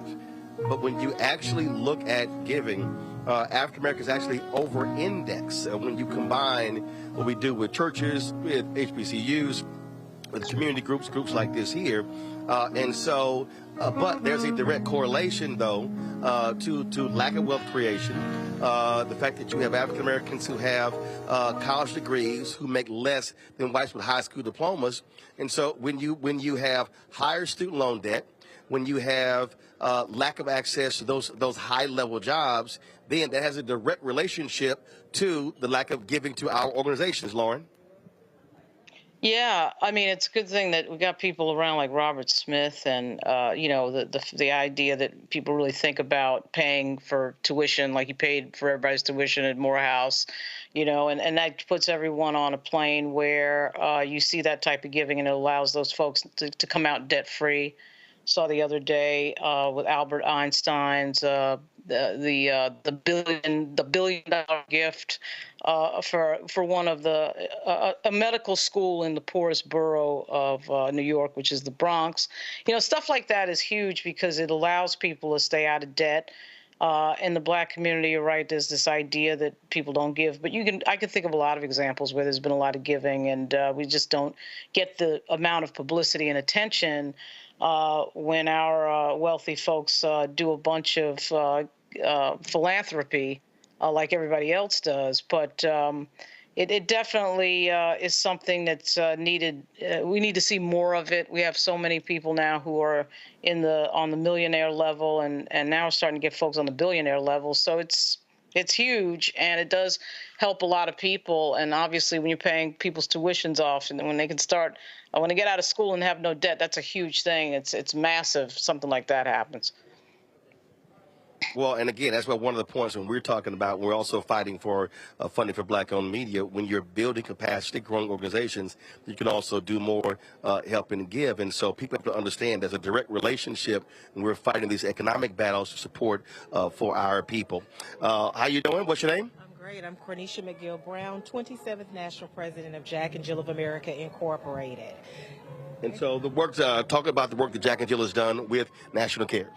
Yes, we have been an impact partner with National Cares for 4 years, and we understand the importance that it takes a village. So we have 262 chapters across the nation, and wherever there is a National Cares mentoring affiliate, we are there to support through volunteers, also as chapters, but also as individual members to ensure that we can provide the resources to really make an impact for all children. It's not just about our children, Jack and Jill, but we know that we must do more for all children within our communities. And we have our National Program Director here with us, Marvis Donaldson, and she is in charge of making sure that all of our chapters understand the commitment that National Cares Mentoring has within our communities. And I also want to share, Susan Taylor has just been an inspiration in so many ways. We actually made her an honorary member of Jack and Jill 2 years ago, and we were able to provide a grant of $25,000 to ensure that we can continue to support the mission and the work of National Cares Mentoring. Have you tracked how many folks that y'all have been able to touch and work with? I'm sorry, I didn't. Have you tracked how many folks y'all have been able to work with, touch, and be involved with? Yes, we have, through our 262 chapters, probably about 40,000 that we have been able to. We track all of our programming and how many children and how many mentors we have in all of our chapters. So overall, about 40,000. All right. Mm-hmm. Okay, we appreciate it. All right, thank you so much for having us. All right, folks. Final comment. Greg, you can close us out. It's interesting. I'm glad first of all, Roland, it's so important. Again, Black media, nobody's covering this. Nobody's watching this except us. Greg, I can tell you here on the red carpet, you had some photographers here. No local stations, no other black media, no other Black-owned media as well. We're the only ones. And that's why you have to support. In fact, we'll be the only ones tomorrow. Who'll be live streaming the celebration of life for Harry Belafonte at Riverside Church. That's not possible. Seriously? Roland, Black Star is the only network to. That is simply stunning. Now, when they come to you for the footage, I hope you charge them, brother. I hope you charge them. I mean, this is why we have to support this network. Again, you know, listening to the sisters from Jack and Jill for many years at Howard, when Jack and Jill would bring its chapters to Washington, D.C. to undertake something they call Jack and Jill on the Hill, they would ask me to give a talk on our history and culture, and I was always honored to do that. When you said, Roland, that our people over-index in terms of giving, that is all-inclusive. It's those who may have a little bit more money, whose young people might be in Jack and Jill. It's those who have very little money, who will take their hard-earned dollar, 10% of it, and put it in the tithe box. Our people have made ourselves into what we are through sacrifice. W.E. Du Bois always says that. So when you're looking at the Black Star Network covering something like this CARES convening, what you're looking at is Black self-determination. If we're going to be serious about our liberation, we have to free ourselves. What Eric Holder said, there's no cavalry coming. That's true of the United States, and it's true of Black people. And we're only here because of sacrifice. So dig deep. Support this network. As Roland is getting those, going after those advertising dollars and those federal dollars and those private industry dollars and those company dollars and those business dollars, do not let that be the hill that the Black Star has to go up alone. Have the foundation be for us, by us, because that is the only thing that has ever guaranteed our progress. You're absolutely right. And I say this repeatedly, trying to explain to people why this absolutely matters. We do these things all around the country, and there are numerous times. It's just us. I can tell you, 2018, we were at the NAACP convention in San Antonio, and I took a photo. We were the only media outlet who was on the riser. Maybe one of the days a couple of local cameras came. That was it. For the entire convention, it was just us set up on the podium. The following year, it was in Detroit, 2019. All of the presidential candidates came through there, and it was quite interesting how many people were there, and all the media was there. But the next day, after the candidates left, all the media left. And so I keep saying we've got to have our own media. And I'm going to tell you right now, other Black media not here. I could start naming them. Other Black-owned media, they're not here. And so it's a lot of entertainment stuff that our people cover. But when it comes to news and issues and things like this, you're not going to see them. And so that's why we created the network. That's why we do the work. And so, again, tomorrow, so here's what happened. I called Susan Taylor. I said, Susan, are y'all streaming the National CARES Gala? She said they weren't.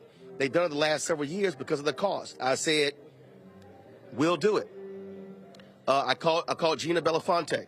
And Gina Belafonte, I said, hey, are y'all live streaming Mr. B's Celebration of Life? She said, we're not. I said, we can do it. And so we're going to bring our crews in, but they have a technical crew at the church. It's going to cost us $1,200. Let me say that again. It's going to cost us to stream it. Nobody's paying us to do this. No one is paying us to do what's happening tomorrow. And so our people have to understand that there are numerous things happening in the Black America that do not get covered, that do not get paid any attention. And we're always on the scene, and we try to do as much as we can. We can't do everything, and so that's our reality. And so, again, we want to thank everybody for what they do. We want to thank Reese, Lauren, and Greg for being on today's show. And so we're going to go toss back to the room. We're going to cover the rest of the National CARES Gala, and so we look forward to the rest of the program. Y'all, please support us in what we do. We need you to support the Black Star Network. Send your check and money order to P.O. Box 57196, Washington, D.C., 20037-0196. Cash App is $RM Unfiltered. PayPal is R Martin Unfiltered. Venmo is RM Unfiltered. Thursday, I'll be there. Zelle, Roland at RolandSMartin.com. Roland at RolandMartinUnfiltered.com. And be sure to download the Black Star Network app. Apple phone, Android phone, Apple TV, Android TV, Roku, Amazon Fire TV, Xbox One, Samsung Smart TV. And of course, you can watch us on Amazon News by going to Amazon Fire. You can watch our channel on Plex TV, Amazon Freevee, as well as Amazon Prime Video. So we're going to go to a break. When we come back, we'll return to the National CARES Mentoring Gala here at Pier 60. I'll see you guys tomorrow for the celebration of life of the great Harry Belafonte at Riverside Church. Take care. Folks, Black Star Network is here. Hold no punches. I'm real revolutionary right now. Black power. Support this man, Black media. He makes sure that our stories are told. Thank you for being the voice of Black America, Roland. Stay black. I love y'all. All momentum we have now, we have to keep this going. The video looks phenomenal. See, this difference between Black Star Network and Black-owned media and something like CNN. You can't be Black-owned media and be scared. It's time to be smart. Bring your eyeballs home. You dig?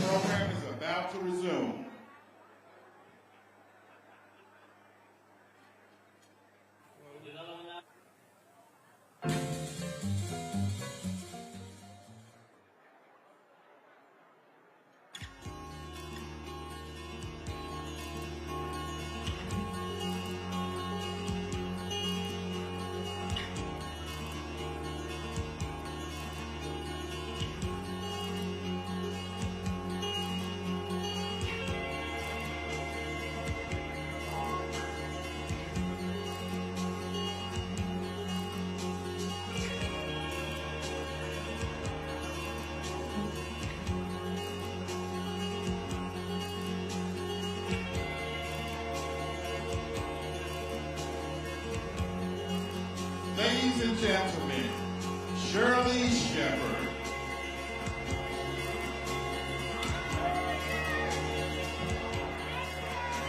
Hey, Shirley. If you was trying to get my phone number, that was a bust. Oh my goodness. Okay, we are back, y'all. You can have a seat. I know y'all grouped together. You want to take the pictures. How was the food, everybody?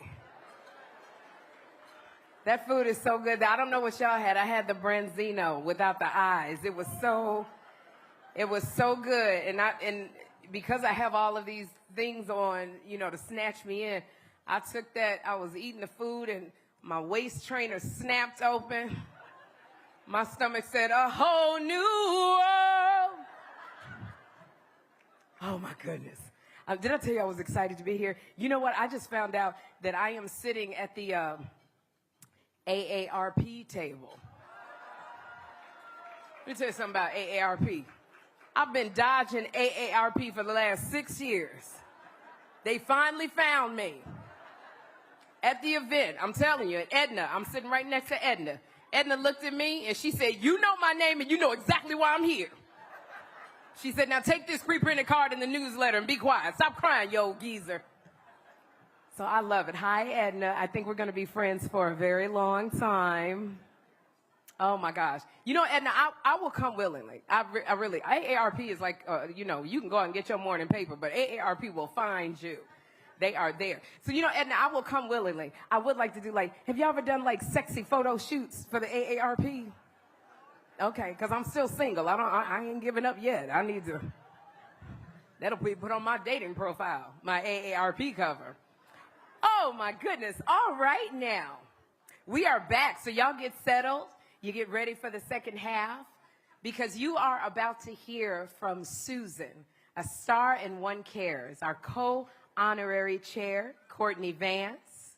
Y'all can give him a hand, Courtney Vance. Ooh. Courtney Vance, you just say his name, you go, whoo. But right now, help me bring up Mr. Mentor himself, National Cares Chief Programs and Partnerships Officer, Stephen Powell.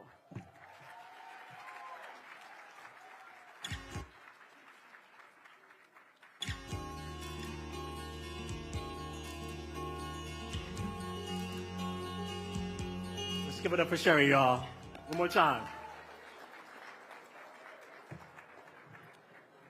So what's important to note is that coming out of COVID, the need for our services have tripled around the country. Our young people need us more than ever. So what I want us to remember today, this year is a leap year. So the question is, ask yourself, what are you willing to leap into for our young people? We need you to take a leap of faith and a leap of love.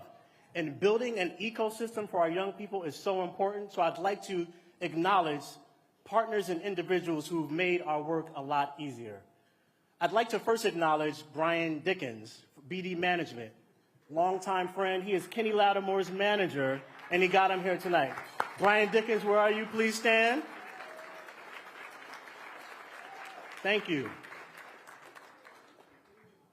We've expanded our program, our signature group mentoring program, The Rising, into 10 new cities.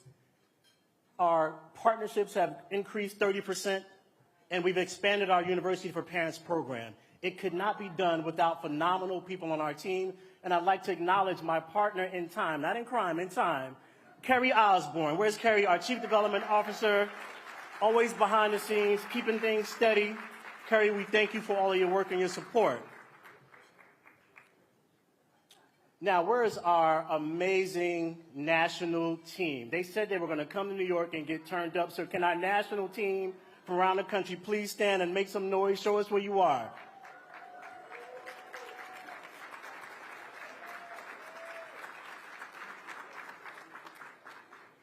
And in order to be the nation's leader in the recruitment, training, and deployment of African American mentors, I'm about to show off our Soldiers of Love, our National Cares affiliate leaders, 58 cities around the country, volunteers dedicated to moving this work. Can our affiliate leaders please stand and make some noise? Cares affiliate leaders. Yes, let's see those people who pour into our young people day in and day out. Rain or shine, we love you. Thank you. So now the question is, y'all are trying to recruit black mentors. Where do you get them from? So I want to acknowledge our community impact partners. And if you're in the room when I call your name, please stand. So I'd like to first start with the Association of Black Psychologists. All right, Dr. Carmen, we see you. All right, let me get ready. Delta Sigma Theta Sorority Incorporated. Yep, the turn up is real. Jack and Jill of America. Cornisha, Marvis, thank you. The Links Incorporated. The National Black Child Development Institute. The National Coalition of 100 Black Women. Phi Beta Sigma Fraternity. And our latest partner, Zeta Phi Beta Sorority. Please stand, make some noise. Now, I do want to get a little Divine Nine check-in here. Where are my brothers of Alpha Phi Alpha? Where you at? All right, Alpha Phi Alpha in the house. The men of Omega Psi Phi, where are you? Okay, that's a lot right here. That's a lot going on right here. Kappa Alpha Psi, where you all? Kappa Alpha Psi. Yes, we saw y'all were ushered. You don't have to tell us anymore. Recorded. Thank you. Brothers, love y'all. Alpha, Kappa, Alpha, where are you? Sorority. We see you. All right. Sigma Gamma Rho. I'm going to clap for him. All right, there we go. Iota Phi Theta. All right, so that sounds like a little step show, but what I need y'all to know is we need a step up show. We need more mentors, and you all can help us next year, so thank you so much.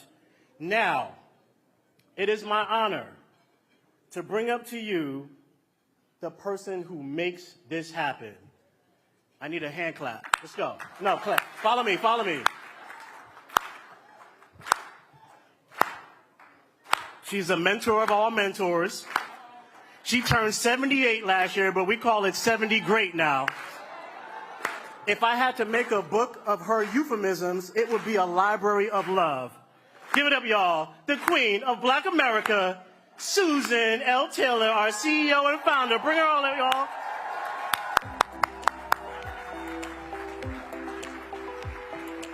She don't even walk, she just glides.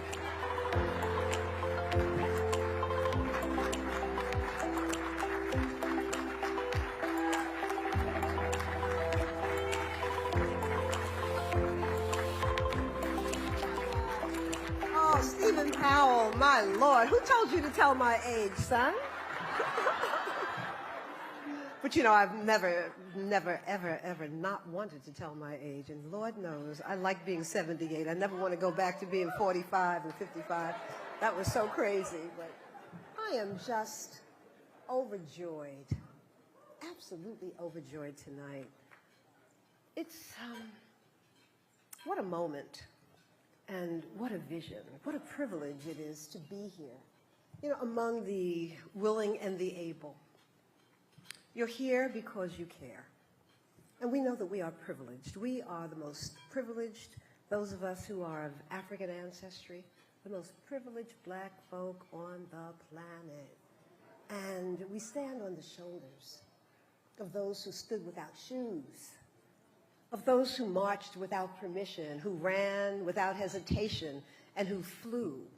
They flew without wings to do what needed to be done so that we could be, so that we could have this moment. And none of this should we ever, ever take for granted. Now it's our turn. That's the reality. It is our turn. And you don't need me to tell you that too few people care about those who are struggling in poverty. This is a crisis moment, but it's also a moment of opportunity and one that we are seizing. It's our turn. What must be done to ensure our young and the most vulnerable among us is the work that we have to do so that our children have an opportunity to experience what the National Cares Mentoring Movement is really building. Tori, we are building America the Beautiful. That's what we're dedicated to. We want this to be America the Beautiful. Our ancestors gave so much for the growth, the forward movement, the development of the wealth of this nation, and not just this nation, but the entire Western world. And what we're doing is putting a damper on the nightmare of trauma and pain and poverty that's on repeat, generation after generation. And we are the generations that have everything we need to really begin to solve this problem in a real way. Poverty hurts. It hurts no matter what color you are, no matter what age you are. And it's unfair for children in the wealthiest country in the world, the offspring of the people whose free labor, don't get me started now, you know, built the wealth of the Western Hemisphere. We want our children to throw their shoulders back, hold their heads up high, and know what their ancestors gave. But so many of our young are being left behind in these gravely under-resourced schools.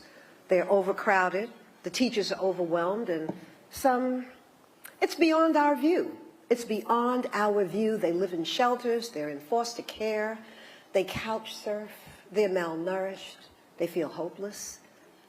They're living with unrelenting violence. And often what we hear when we're speaking and listening to young people in schools, they say they never live without fear, that they're always feeling fearful. 1 in 5 of our babies is born into poverty. That statistic has held fast. Asha Bendeli, where are you? For how long? That statistic has held fast for decades. We can do better than this if we link arms and aims and do the work that we know we're assigned to do. 85% of our children cannot read or do math at grade level. That's when I left Essence. I heard that stat and I said, that's impossible. I called Marion Wright Edelman and she said, oh no, we're losing literacy. And if you can't read and calculate, especially if you can't read, you can't open doors to any of the systems that you need to support you. And teaching some folk how to read, it's not nuclear physics.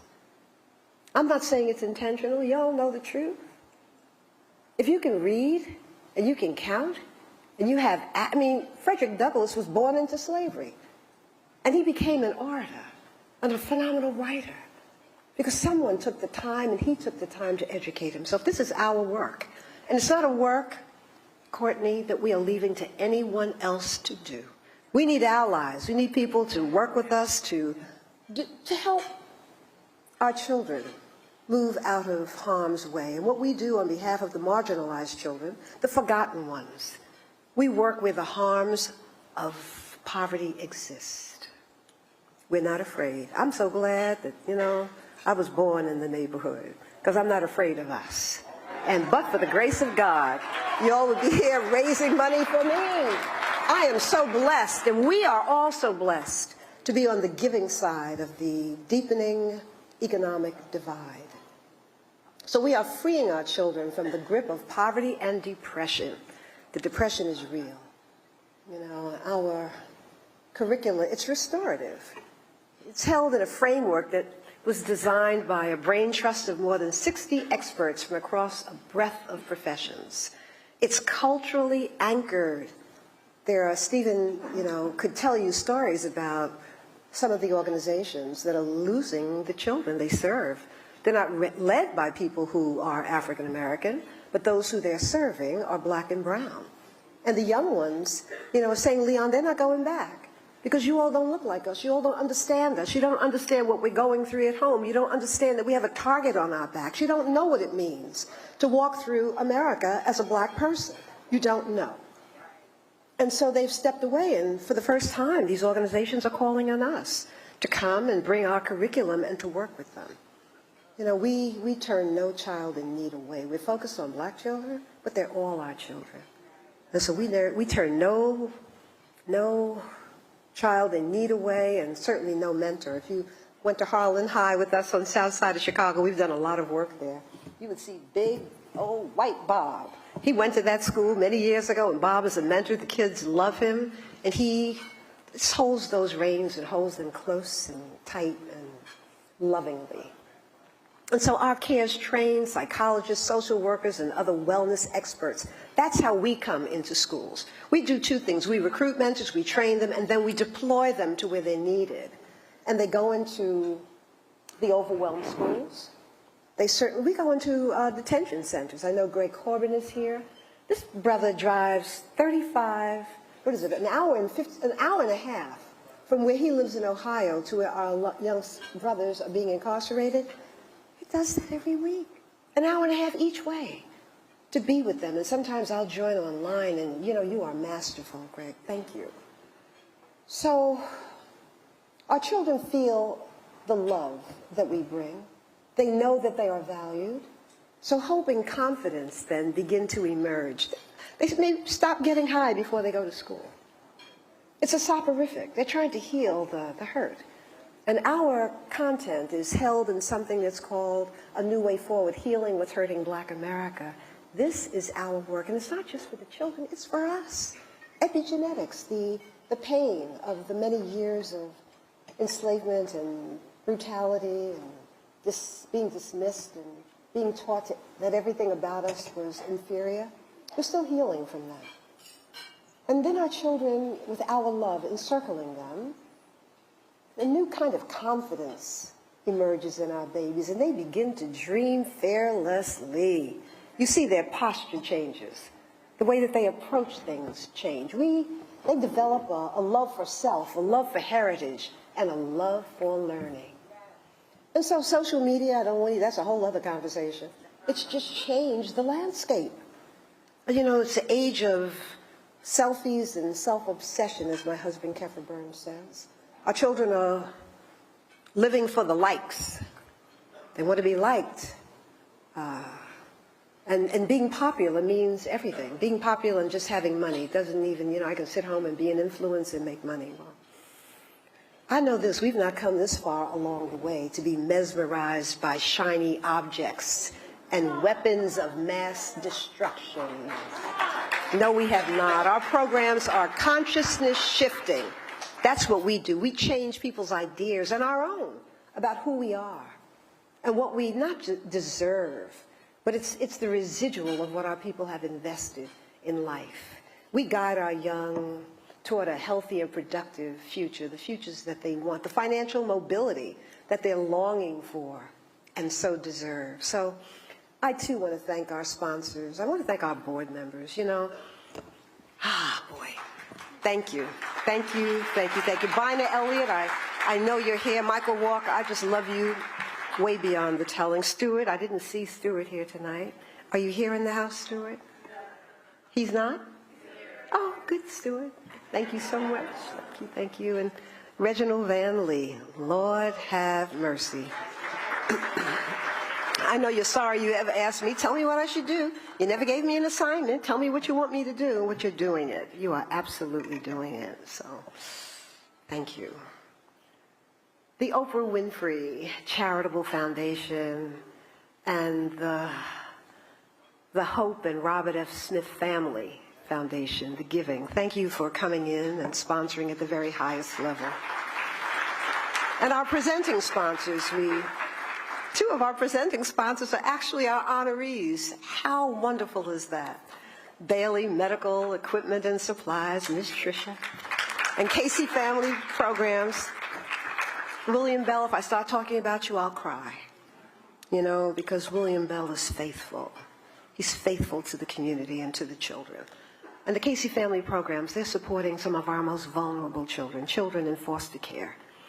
And I grew up in a foster home. We were the biological family, but my sister Lillian Baker is closer to me than our brother is right here. Lillian Baker was a foster child who came to us at 2 years old. And we are still tethered together. It's my beloved baby. And so she loves me to pieces. She loves me so much it embarrasses me because I let her sleep in the bed with me and she would wet me every night. And I didn't shun her. I let her keep coming back. Oh, Sue, I love you. I'm so glad I was so kind to her. Behave yourself, girl. Oh, Lord. And I want to thank FedEx, the FedEx family. You all just keep coming back to us. And we know the FedEx from New York is here. Thank you. Grace Vander Cruz. You're going to meet Grace. Grace Global Capital. Thank you, Grace. And her beautiful new husband, Marcus Smith. Oh, my Lord. Happy to know them. And the Coca-Cola Company. They have really just stepped in and been so generous to CARES. So we thank the whole team there. And I want to thank the gold sponsors too.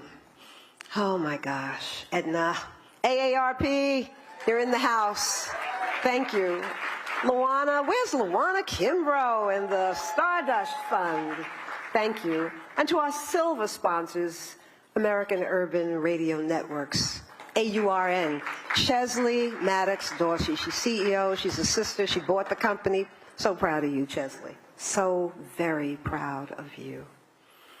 Bank of America. Bank of America made a great investment, thank you, in the National CARES mentoring movement and the work that we're doing. Comcast, Delilah is in the house. Haven't gotten to see, are you here, Delilah? I haven't seen her in a long time, but she's being cool, but I'm glad you're here because you always support, but we don't see you enough, so I'm glad that you're here. Marva Smalls, always on a plane, Paramount, Marva Smalls at Paramount, and the W.K. Kellogg Foundation, one of our very first funders. How fortunate. And then all of our bronze sponsorships, the names are on the wall there. Too many to call out, but just thank you.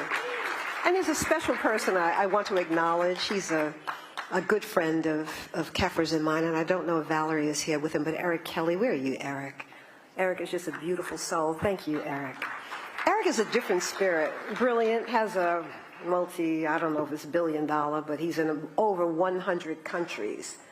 That's where he's operating, but he never forgets community. When there weren't the supplies that people who were struggling from the COVID virus, he reached out to CARES and we engaged our affiliate leaders in making sure that those supplies were delivered to people who were vulnerable in communities around the country. And that partnership really began, I think, a beautiful friendship that I hope we'll always maintain and honor. And what he's built is something called Bridge to Technologies, B to T. And they're really working with, and I wanted you to meet Mike Walker. Mike, raise your hand so that Eric can see you, and you all have to meet before you leave this room. But he gathers at NASDAQ the, most incredible group of African Americans, not all are African Americans, but most are, and they are our allies as well. And what they're doing, these are people who are running phenomenal businesses. They're entrepreneurs primarily. And you get to a level as a black entrepreneur and you're doing well, but then you can't raise the money that you need to raise to get to the next level, so that you can create a legacy organization that will last beyond just 1 or 2 generations. And this is really what he's building. But what's so unique and why Keffer and I love you so much is that you didn't forget the community. When people are building at that level, try to get people who are wealthy to really care about people who are living in poverty. It's not so easy. And the women we're honoring tonight, we're honoring them for that reason, because they care. And that's what I love about what you've built with B to T, that even though they're all wealthy people, they're doing very well, but they also now have selected, I think, 2, and we're one of them, community-based organizations, nonprofits, that they're going to be raising money for. And he put a substantial number on the table that Kerry Osborne, our Chief Development Officer, said, don't mention, but I'm going to tell it anyway. He said $10 million. We're going to raise that money. And then we said we're going to make it $20 million, and we're going to raise that money from our people in communities. We're going to get our people to say, yes, we're going to give $5 a week, and it's going to be robo-giving. This is it's our problem, and it's our problem to solve. So I'm saying that,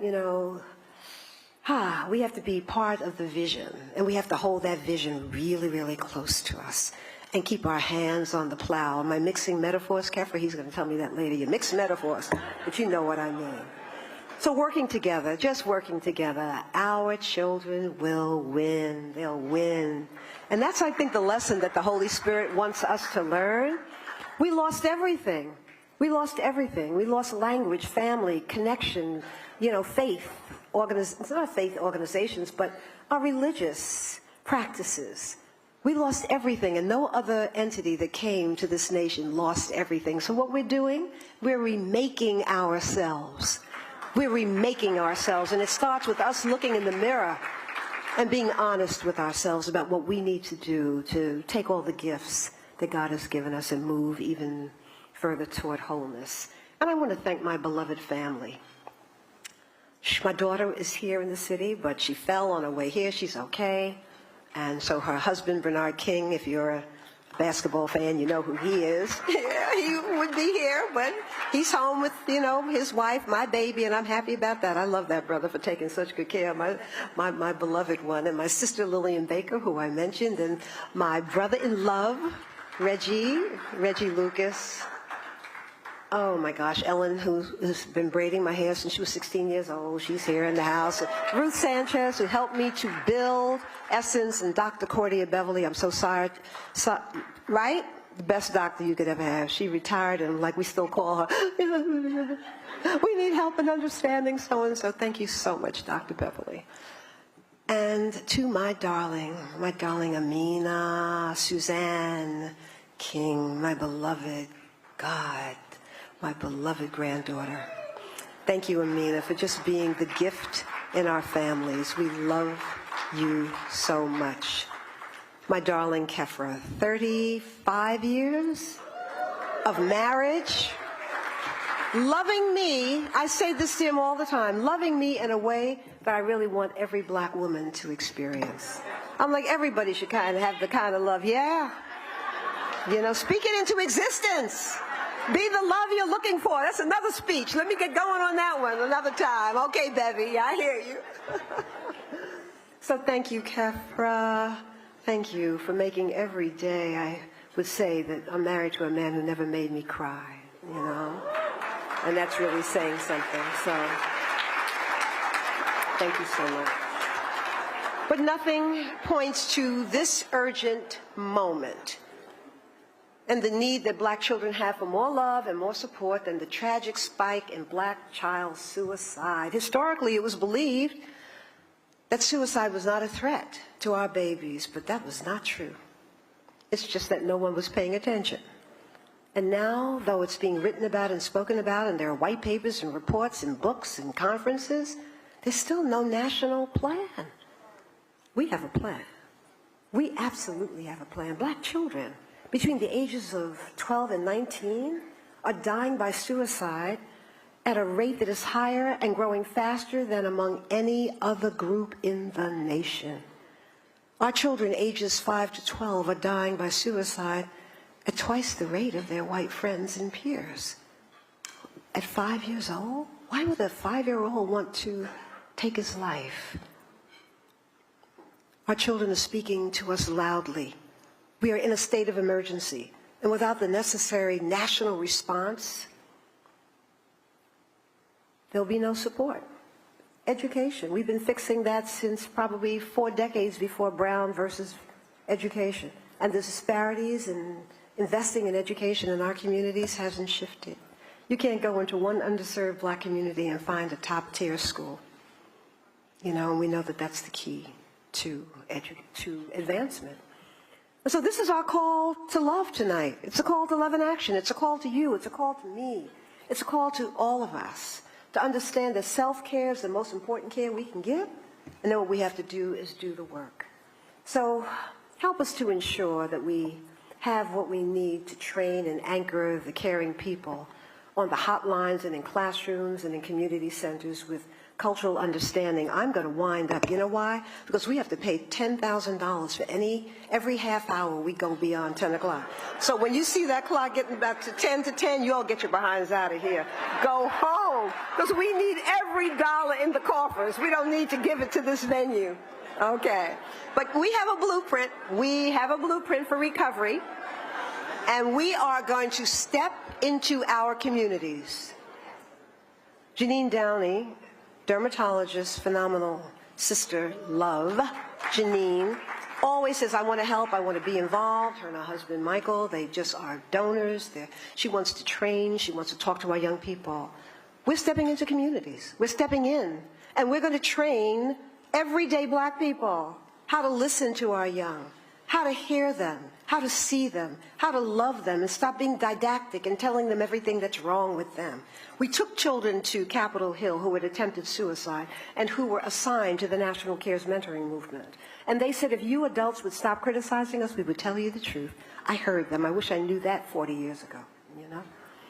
And so this is our work. This is what we're raising money for. Our children are dying on our watch, and we are going to train people in communities how to take care of them and how to advance them and how to recognize the signs of depression and to work with it. Because if we don't do it, it's not going to be done. So it's a huge undertaking. We're doing it with our community partners. You heard from some of them or about some of them tonight.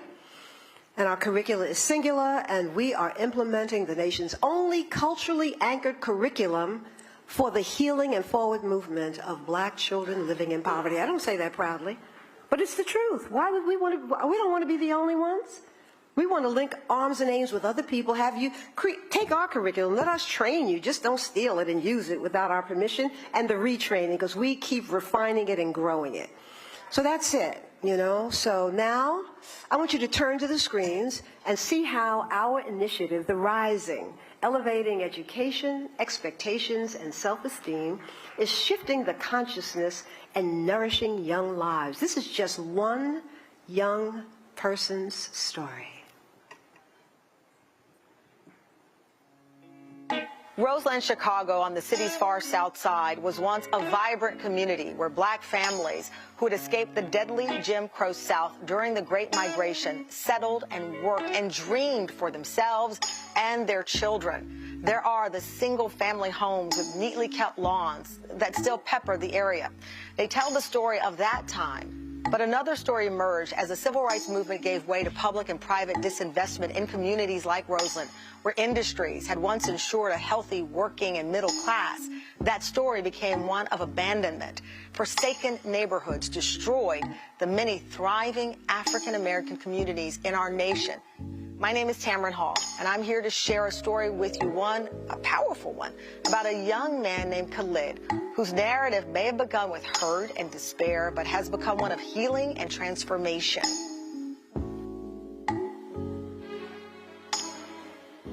My name is Khalid Marquise McCombs. I was born and raised on the south side of Chicago in the Roseland neighborhood. When I was born, my mom had a stroke while giving birth to me, and she almost died, and she was never the same again. My family was a working class family. My aunts made sure that I had a roof over my head and clothes to wear. They made sure that I was presentable. Growing up in the Roseland area, I was exposed to a lot of violence. I lost one of my best friends to gun violence right down the street from my house. I was 10 and he was 11. We had all come back from the corner store. He stopped down the street for a minute to talk to some of the older guys that were in the neighborhood, and me and the rest of our crew went to the house. We started hearing gunshots. Everyone started rushing down, yelling his name, and I remember just seeing him laying in the street. I remember the neighbors and everyone saying that the killer stood over him and reloaded and dumped the full magazine into him and just assassinating him as if he was nothing. Growing up without a father, you're taught by, the streets and the people around you, men don't cry, and you believe that type of stuff.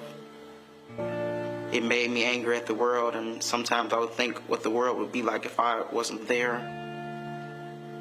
Mental health issues, including anxiety, despair, and depression that can lead to suicide, are affecting millions of Americans, but still carry great stigma. And that stigma keeps us from telling the truth about very real and understandable emotional challenges.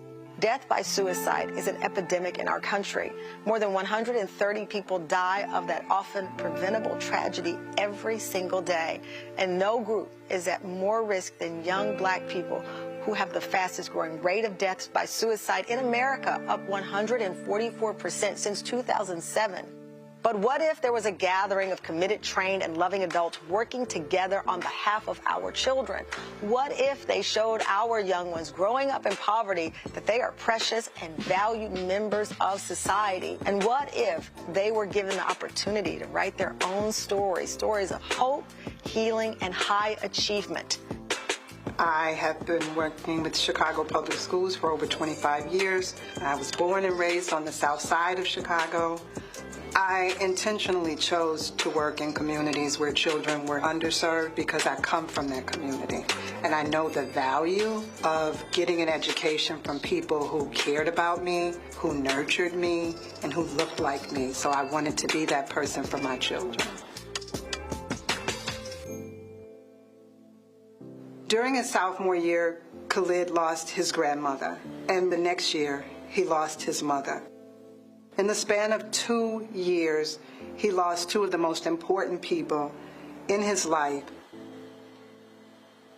I remember sitting in the hospital just praying and hoping that she came back from it, like the stroke she had when I was a baby.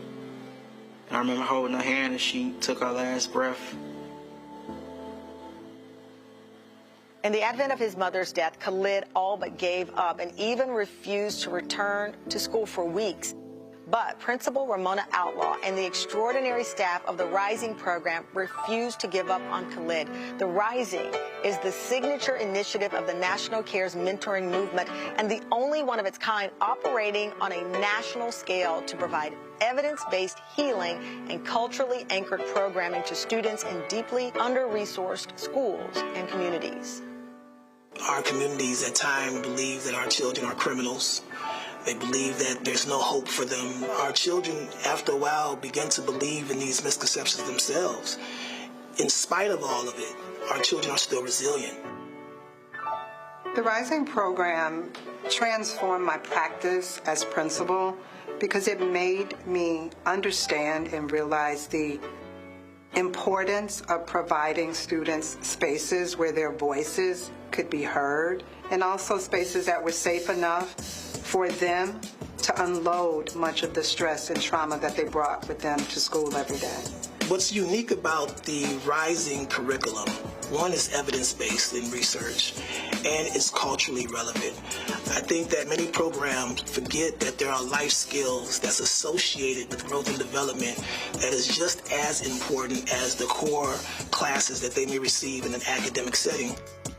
The Rising helped me realize I could show emotion and that it was okay to cry and have those conversations, not be seen as weak or as less of a man.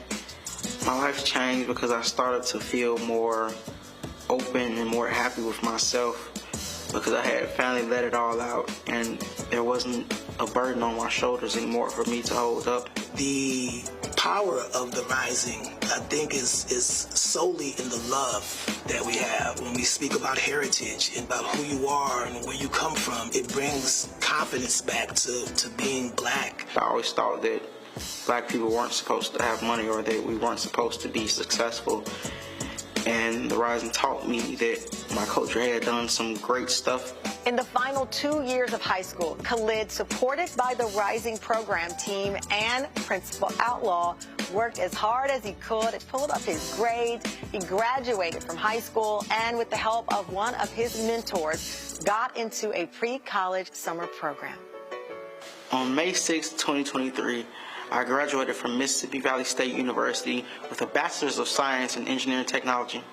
By June of 2023, with the skills the Rising taught me, I was able to secure a job as a staff engineer in the state of Indiana.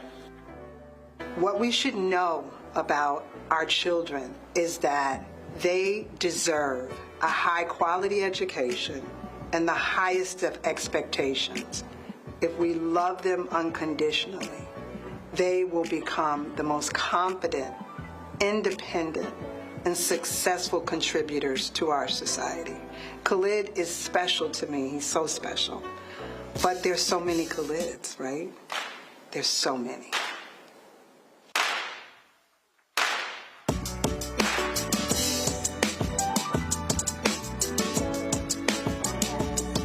There are so many Khalids. I want to thank Tamron Hall for just always being available to us, and he's my son, the Reverend Dr. Michael Eric Dyson is in the house tonight. And Michael Dyson, from the very beginning, we called you. He's shown up at Harlan High. He's been there twice for us. And he and Tamron have hosted every gala that we've had, up until this one. You never say no, and we love you so much for that. But guess who's in the house tonight? Khalid is in the house tonight. Khalid, Stand up. You stand up, Khalid, and let us thank you and praise you. Khalid McCombs, engineer, working for the state of Indiana. Can we have a little more light? Okay, Khalid. Where is Khalid?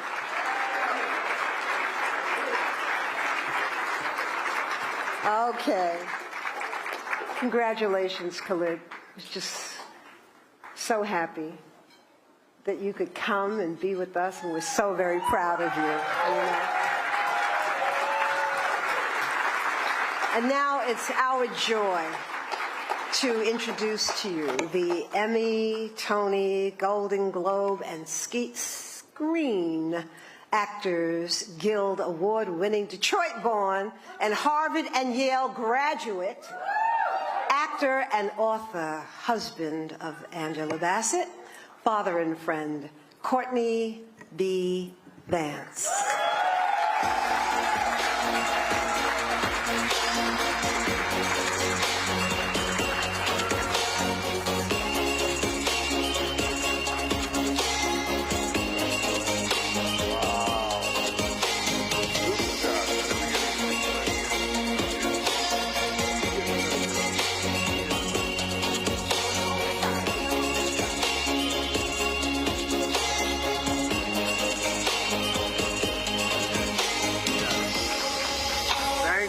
Thank you so much. It's so wonderful to be here. Susan, are you? Oh, there you are. Oh, you snuck around. Okay. You know, my daddy was a foster child.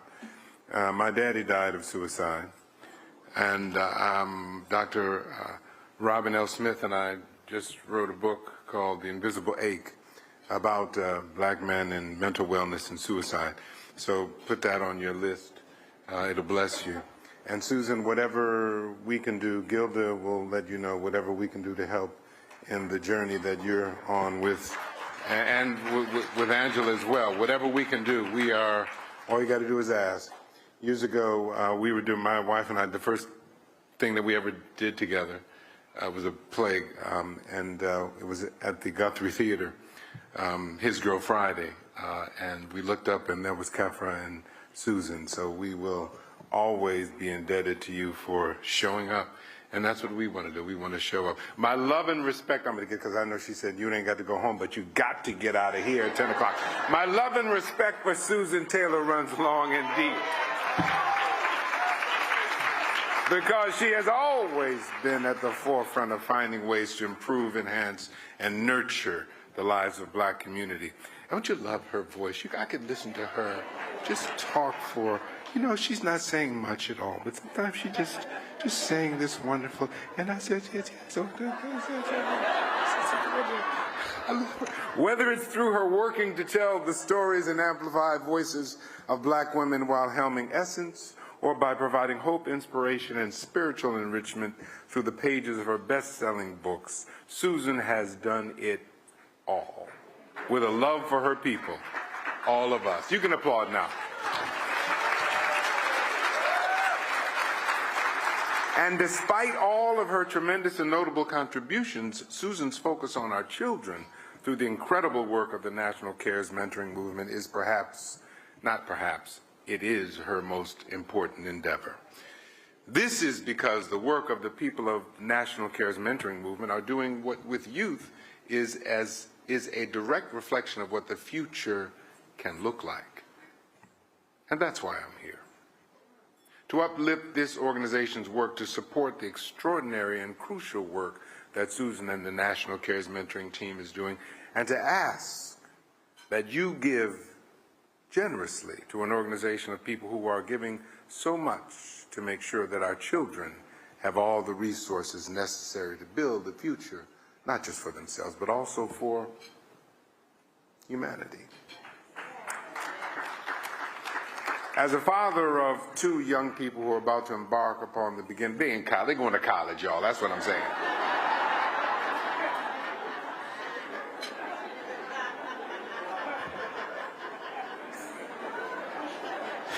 I got to get off this stage. She told me. Angela and I Angela says hello, by the way. She says hello. You can applaud. Yes, she says hello. Yes. She wanted to make sure, yeah, she says hello. Angela, I wholly understand that it takes a village to bring our children into a world that oftentimes sees black, beige, and brown as a threat. Each of you in this room, whether or not you are a parent, are part of the National Cares Mentoring Movement Village. Please give. Thank you so much for being here tonight. And I love you, and there's absolutely nothing you can do about that. Be well. Thank you. I'm off the stage.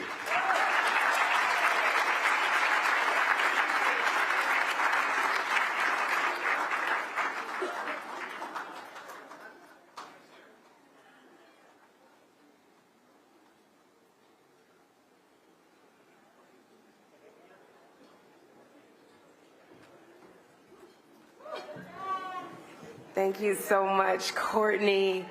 And I have to tell you, if you've not read Courtney's new book, The Invisible Ache, you must run to get that book. It is absolutely profound. And Courtney, Invisible Ache, you showed us in that book, because I told you every time I would read, I thought of my Jeffrey. But there's healing in being vulnerable and power too. So Courtney, we thank you for your dedication to all of us. Yes, yes, yes. And there's so much more we must do collectively for our children. Now, this is the moment that we are called. We heard Susan Taylor speak about this, but we are called to reach into the deepest parts of ourselves and recall all that was done for us. So let's be that for our babies now, for the love of our children now. And to help us do that, please join me in welcoming to the stage the brilliant financier. Is that how you say it, financier? I don't know how to say it because I never had one. So the brilliant financier with the even more brilliant heart, Reggie Cannell.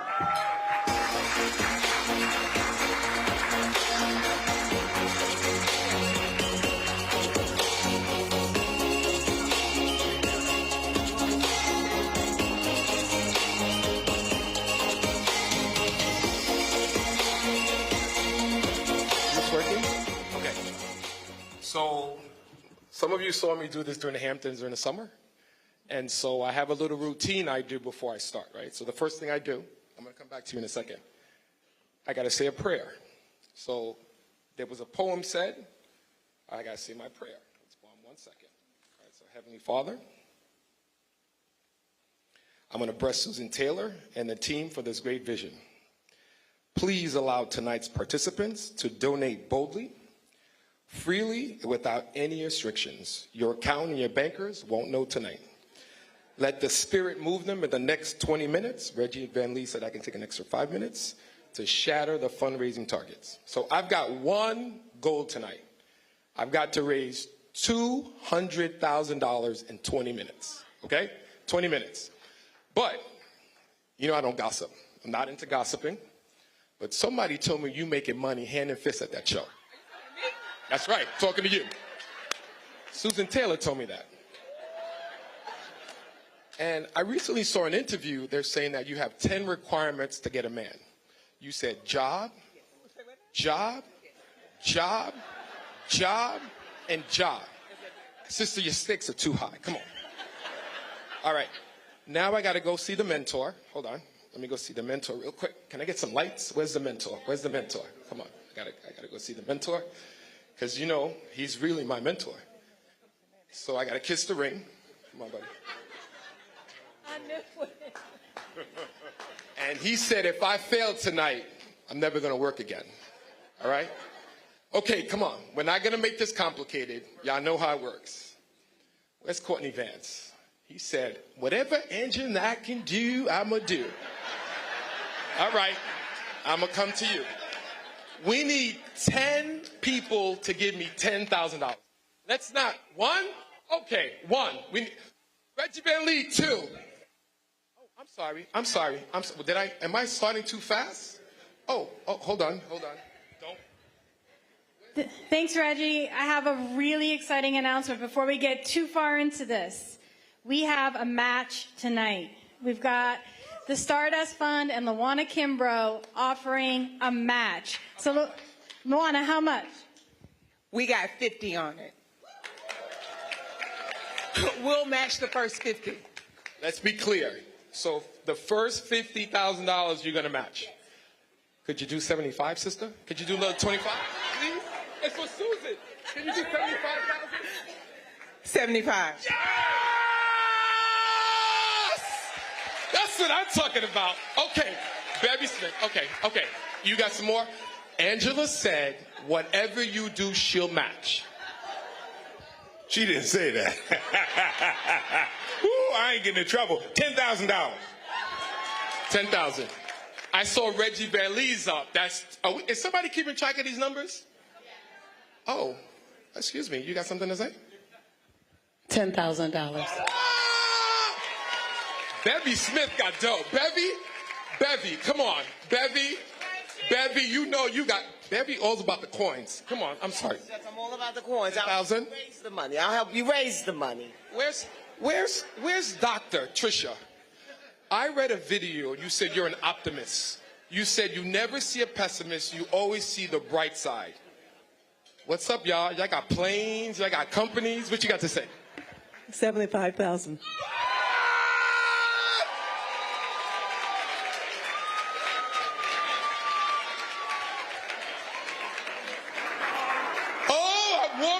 I'm just warming up.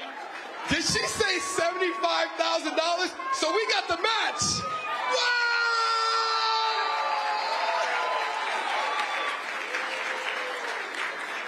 What am I up to? Come on. Keep going. Come on, 10,000. Who give me 10,000? Come on. 10,000? Come on. No more? 10,000? Going once? Lola West? I thought I saw Lola West here. Where's Lola West? 10,000. Philippe? Doreen? 10,000. Okay, should we go to 5? Now, come on, y'all. This is easy. $5,000. Who gave me $5,000? Let's look around the room. Come on. Oh, this is the Reggie Van Lee table. Oh, wait. Hold on. I'm going to come back to Reggie in a second. Oh, Mr. Roland Martin. Oh, that's a fly outfit, Roland. Oh, what does that mean? 5,000? So what does that mean? I mean, she counting frats? Oh, challenging frats. How does that work? You want me to show you how to do that? Yes. And then I'm going to get to Kathleen Tate in a second. All right, go ahead. Sorry, what does that mean? 5,000? Oh, 5,000. Are we keeping track? Okay, you're challenging frats. Help me out here. All right, well, the alpha's in the room. Alpha's in the room, raise your hand. So how many alphas want to do 5,000? How many alphas want to do 5,000? What you got? Because you know the rest of the frats broke. So let's go ahead and lead the way. How many? First, what? Y'all in little youth groups, don't worry about it. I'll go ahead and start the alphas with $5,000. That's not a problem. So who else we got? Any other brothers in the room? You got it at 5,000? We had 10,000. Any of the alphas in here? Anybody else? Raise your hand. Raise your hand. All right, next youth group, Kappas. What y'all got? Any Kappas in the room? Any Kappas? Any Kappas? 5,000. Any Kappas at 5,000? Any Kappas at 5,000? Any Kappas at 5,000? Any Omegas at 5,000? One Omega, right? You 5,000? I got 5,000 here. Anybody gonna join your brother at 5,000? All right, there's a second Omega at 5,000. That's 10,000. Any other Omegas? What y'all got? What y'all got? Okay, all right. Any Sigmas in the room? Sharpton left, so y'all gotta pick him up. Anybody else? Any Sigmas in the room? Any Iotas in the room? Okay. All right, all you Boule brothers, Sigma Pi Phi. If you in the Boule, don't be, this is your time to be bougie. So if you in the Boule, raise your hand at 5,000. Any Boule brothers in the room? I'm already Boule, so I gave my 5 because I'm an alpha as well. No, I'm going to do this for y'all Boule. I gave 5 for the alphas. I'll give 5 for the Boule. So Boule brothers, where y'all at? Oh, don't let me have to do a roll call of some Boulay people in this room, because we are also streaming on the Black Star Network, so I will embarrass you. Nobody in the Boulay is going to give $5 grand. National Cares Mentoring. Where you at? Where you at? Anybody? I see anybody? All right, going once, going twice. See, now we about to embarrass. AKAs, $5,000. What AKAs in the room will represent their sorority at $5,000? We got $5,000 right here. Any other AKAs? Anybody else? Anybody else? Now see, I know y'all about to get embarrassed. Deltas in the room. Any Deltas at $5,000? Susan is one of your sorors. Now it's time for y'all to represent. Got a Delta here at $5,000. What else we got? Any other Deltas at $5,000? Say it again. Say it again. Anybody else? Sigma Gamma Rho? Okay, I keep hearing numbers over there, but y'all ain't really committing. Sigma Gamma Rho? Zeta Phi Beta? All right, so we got, what, 10 from the Alphas, 10 from the Kappas, what, 10 from the Omegas? Huh? No, we ain't got done with Sherry. We're going to save up for her. No, Sherry. Because Sherry got renewed. What you got? Well, look, Sherry, for the single mothers who paying alimony to 2 ex-husbands. See, you went there Does everybody want to be in my wallet? You went there too early. I still haven't gotten my paycheck yet, but $5,000 for a single mama. So that should have been at least 50 grand. That means I'm not going to be able to get 6 wigs for my show, but all right. So just in terms of process, you all should have gotten a link on your phone. On the table, there's a QR code. If you don't want to donate now, you can still. We're looking for 100% participation, right? What'd you say? Okay, so we said $2,500. I keep working the room. $2,500. Oh, hold on. Let me get you the mic. Hold on. We got 1,000, and she mad. We got 1,000. I just found $10,000 from Comerica Bank tonight. 10 grand.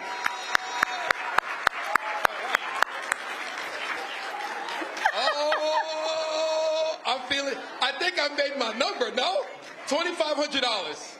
Oh, sister, you looking rich. What you got here with the Chanel pins and all type of stuff? What you got? Y'all want to talk about it a little bit? So I started a new Hampton Roads affiliate in Virginia, and oh my God. We're going to donate $1,000 to the Hampton Roads Cares. Awesome, $1,000. Come on. This should be easy. $1,000. Come on, folks. That's like a dinner in New York. $1,000. This table. Keep your hands up, please, for the $1,000, and also do the app. $1,000. Okay. Oh. You gonna give another one? Amen to that, sister. Come on. Let's get to this side. Oh, Lola West. I love me some Lola West. Lola West used to have that Merrill Lynch money. My own fucking company. Lola started West Fuller Advisors. I know what you did, Lola. What you got, Lola? 5,000? And this brother here, I think you look rich too. What you got? I'm with Lola. Oh, she got the 75,000. She's like, brother, you got enough from him. Okay.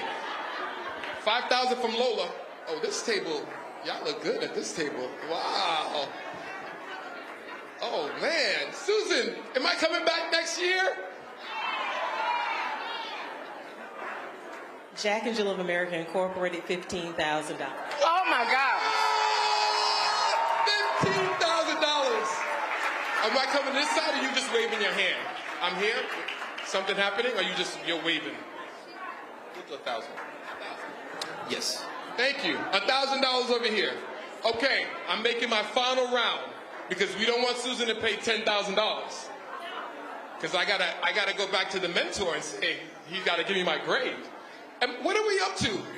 276,000? How'd I do? You know, you're booked for next year. Sharon Lopez, y'all told me Tamron Hall was going to be here with her son Moses. If y'all were in the summer, y'all know Moses. Know Tamron Hall this year? Is she on live? She's going to she's on screen. Okay, walking the final rounds, $1,000. Y'all looking at me turning away. $1,000. $1,000. And by the way, the insurance, we got to talk about insurance, Miss Grace. $5,000? Wow, y'all going up. Yes. Mama, what you doing? You got the credit card out? Not through you, but I'm giving.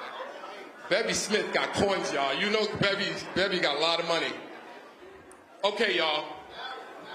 1,000? Oh, wow. I was stopping. I'm still going. Reggie Van Lee, I'm going to end with you. You got to give me my score. 3? Oh, okay, I'm sorry. Mr. Roland Martin said I can't stop until we get to 300,000. Easy. Come on.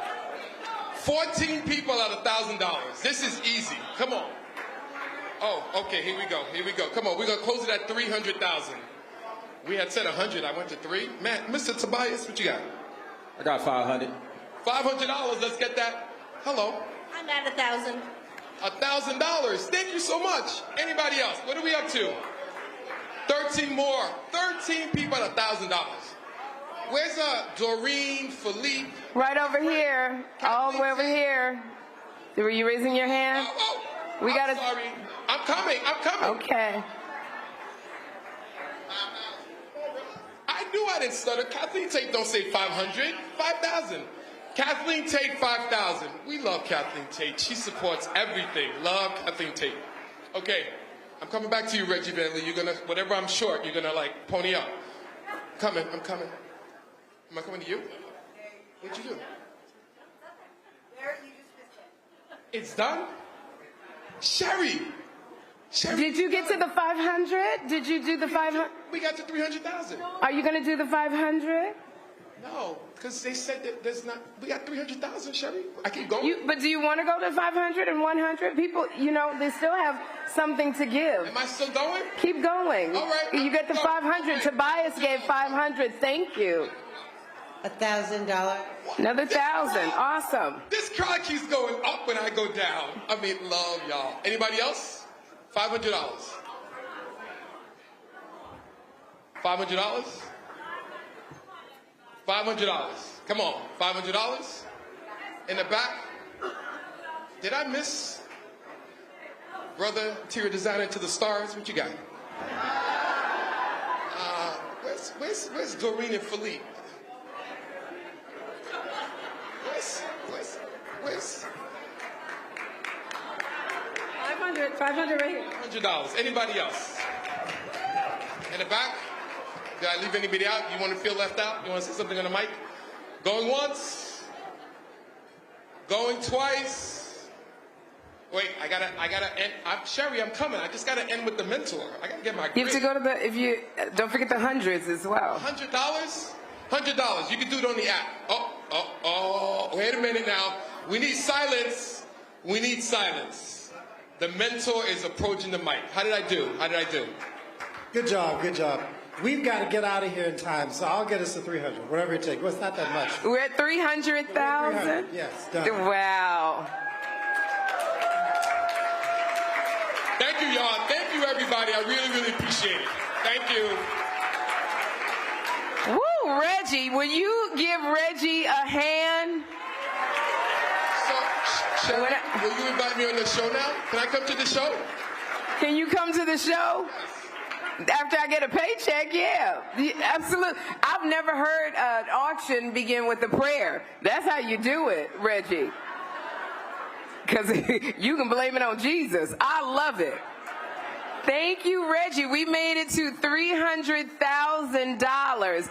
Give yourselves a hand. Nothing is too big and nothing is too small.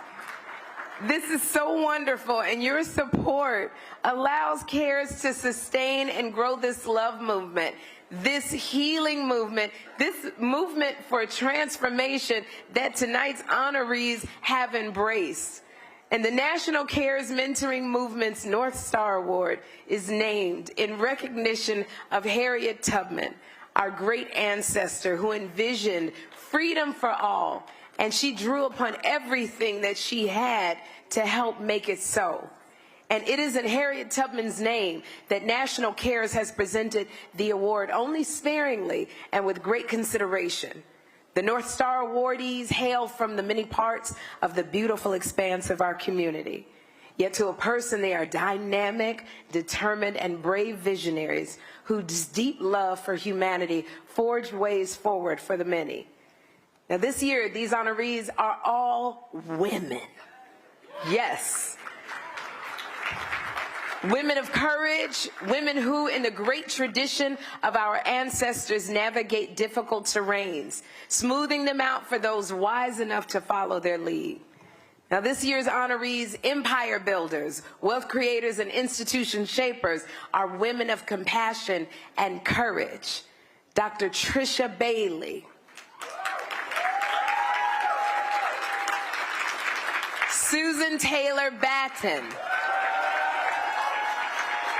and Grace Vander Cruz. I am so filled with pride, having been given the ability to introduce them all to you here and all of you who are with us online. And I will begin by speaking her name, Dr. Trisha Bailey. Not yet, not yet. Dr. Trisha Bailey, author of Unbroken, the incredible story of her journey from a childhood punctured by pain and poverty, like so many of the children CARES serves. She was once, as a young woman, beaten so badly that she was left comatose. Now that's hardly the lead-in that you'd expect for a woman who, despite all of that harm, became a track star at a D1 school, UConn. And she was a star runner who became a star broker, who became a star entrepreneur, founding some 16 companies, including Bailey's Medical Equipment and Supplies, which ranked number 48 in the nation among all companies providing Medicaid services. And don't even let us get to the properties that she owns and the 46 pharmacies that she has opened. Today, this empire builder, this real estate mogul, this sister has her own plane. Ladies' night. She owns stakes in the Atlanta Hawks, the Charlotte Hornets, and the Phoenix Suns. Trisha Bailey donated the largest sum ever to UConn's athletics department, and a building is in construction in her name. However, Dr. Trisha Bailey defines herself more often as a dedicated mother of 5 very beautiful children and a philanthropist determined to secure children who knew the pain that she once knew. So what did poet Jessica say at the top of the evening? That sisters are the original goats. No lies detected. And no more waiting for you to meet Dr. Trisha Bailey.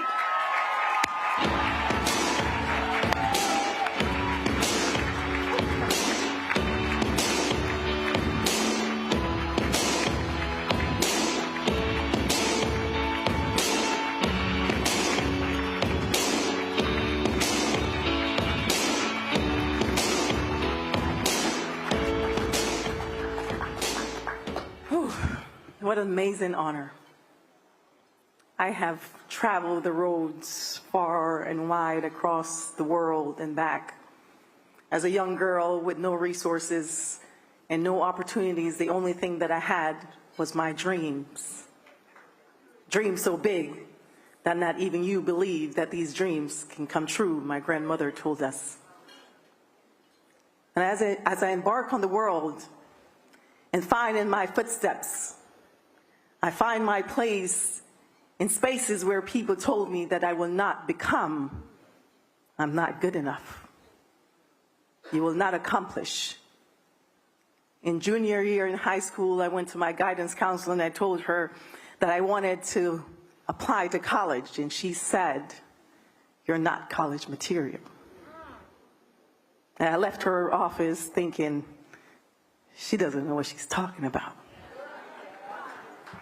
And today, I see myself in these young people, these young boys and girls who struggles and hear the no's, and you're not good enough, and you cannot become. And I know that with National Cares, when you care, anything is possible. You create a world of opportunities for yourself and others, and the Barack Obamas of the world are being developed in National Cares. The Oprah Winfreys, the Susan Taylors, the Trisha Baileys are being developed.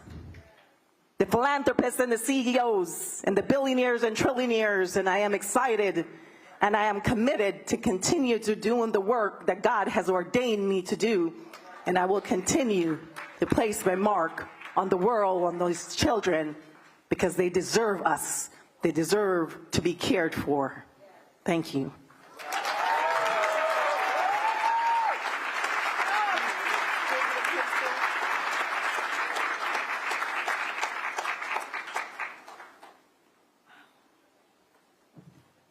Can you please give a hand to Dr. Trisha Bailey? Woo.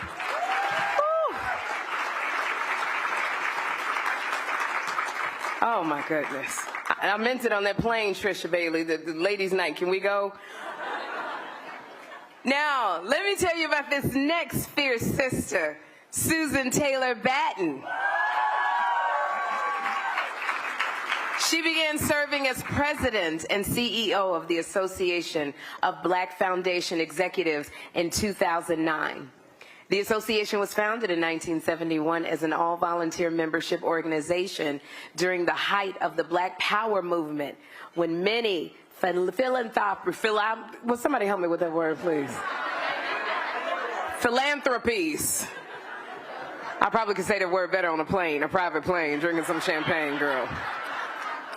Philanthropies that once had supported the civil rights movement waned. ABFE took on the work of centering the needs of Black communities and working with resource institutions and people to do likewise. There are lobbyists on the philanthropic hill. And 50 years later, in 2020, when a new generation of young activists called the nation to a reckoning with itself about the racial harms that ended too many Black lives out of season, Susan Taylor Batten was there in the trenches, encouraging people of means to provide support to young people who were literally risking their lives to ensure the lives of others. But that support took a giant step back only a year later, as the nation became further divided and the voices and power of those who opposed diversity and inclusion guardrails took hold.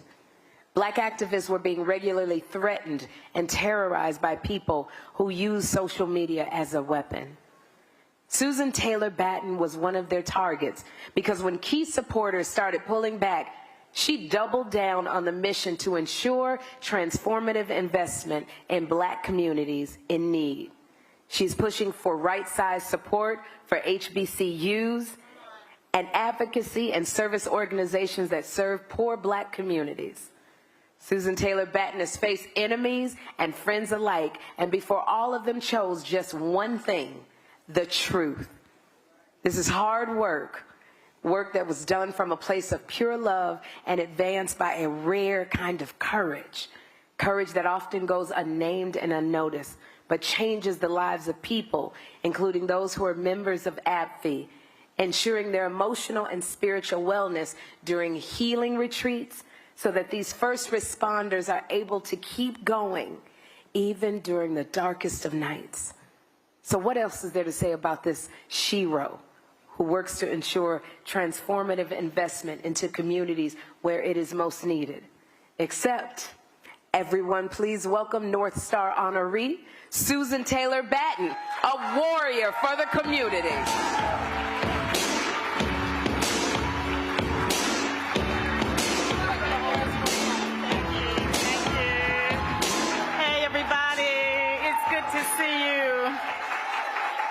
Thank you so much for this recognition. I am a bit overwhelmed. This is amazing, and you all are just so supportive of all of us women of courage. Our mission at AbbVie is to promote effective and responsive philanthropy in Black communities. And I want to talk to the folks in the room that are in foundations and corporate giving programs that are pushing for investments in programs like National Care's mentoring movement. I want to tell you that we see you. I see you. Because you're working in many ways in organizations that are not diverse and that do not prioritize our community. The audience should know that of the billions of dollars that come out of foundations in this country and corporate giving programs in this country, less than 2% goes to Black communities. You should know that.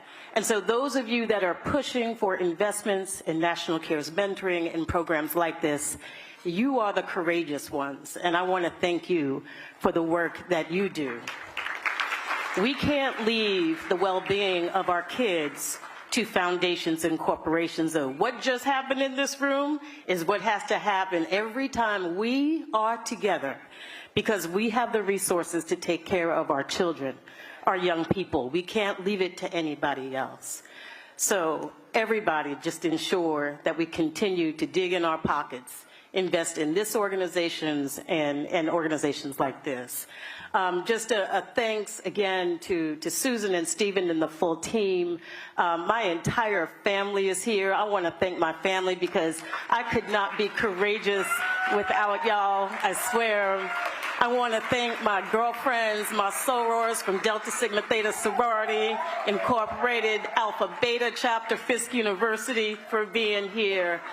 I want to thank my friends from AbbVie, my colleagues as well. And most importantly, I want to thank that gorgeous man over there, my husband, Bob Batten. And simply put, Bobby, without you, I could not be courageous. Thank y'all. Thank you very much.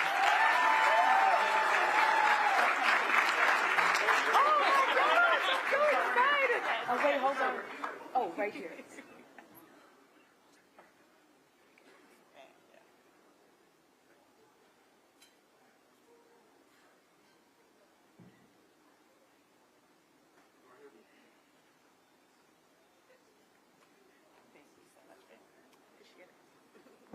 Give a hand to Susan Taylor Batten. You're absolutely incredible, sis. We're so grateful for the work that you do and the dedicated woman that you are. So thank you, thank you, thank you, Susan. And now I am honored to turn you over to Grace Vandercruz. A woman who literally does it all. The wisdom, choices, and faith it took for you to achieve all you have is beautifully captured in your powerful book, Homeless to Millionaire, that not only tells your own story, but provides critical financial advice to your readers. But let me share with y'all just a little bit about Miss Grace, who is a licensed sailor and a top-tier mountain climber. I know you heard it right. She climbs mountains. She has scaled some 25 peaks across the globe. Get to the top of Kilimanjaro? Oh, she already got that. Sail the oceans wide? No problem. Start your own financial services firm? Why not? Thought this former investment banker who founded Grace Global Capital.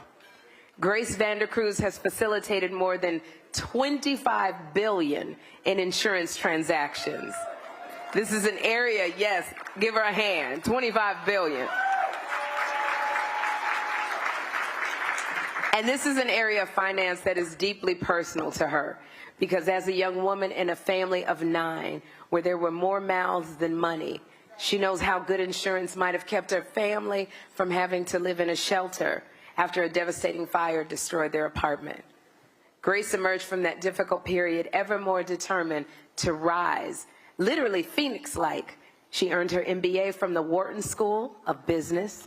Then she soared into the financial services industry, and she made it her mission to help vulnerable families, the steepest mountain our nation has to climb. So, Grace, come up here and tell us your secrets. Mrs. Grace Vandercruz.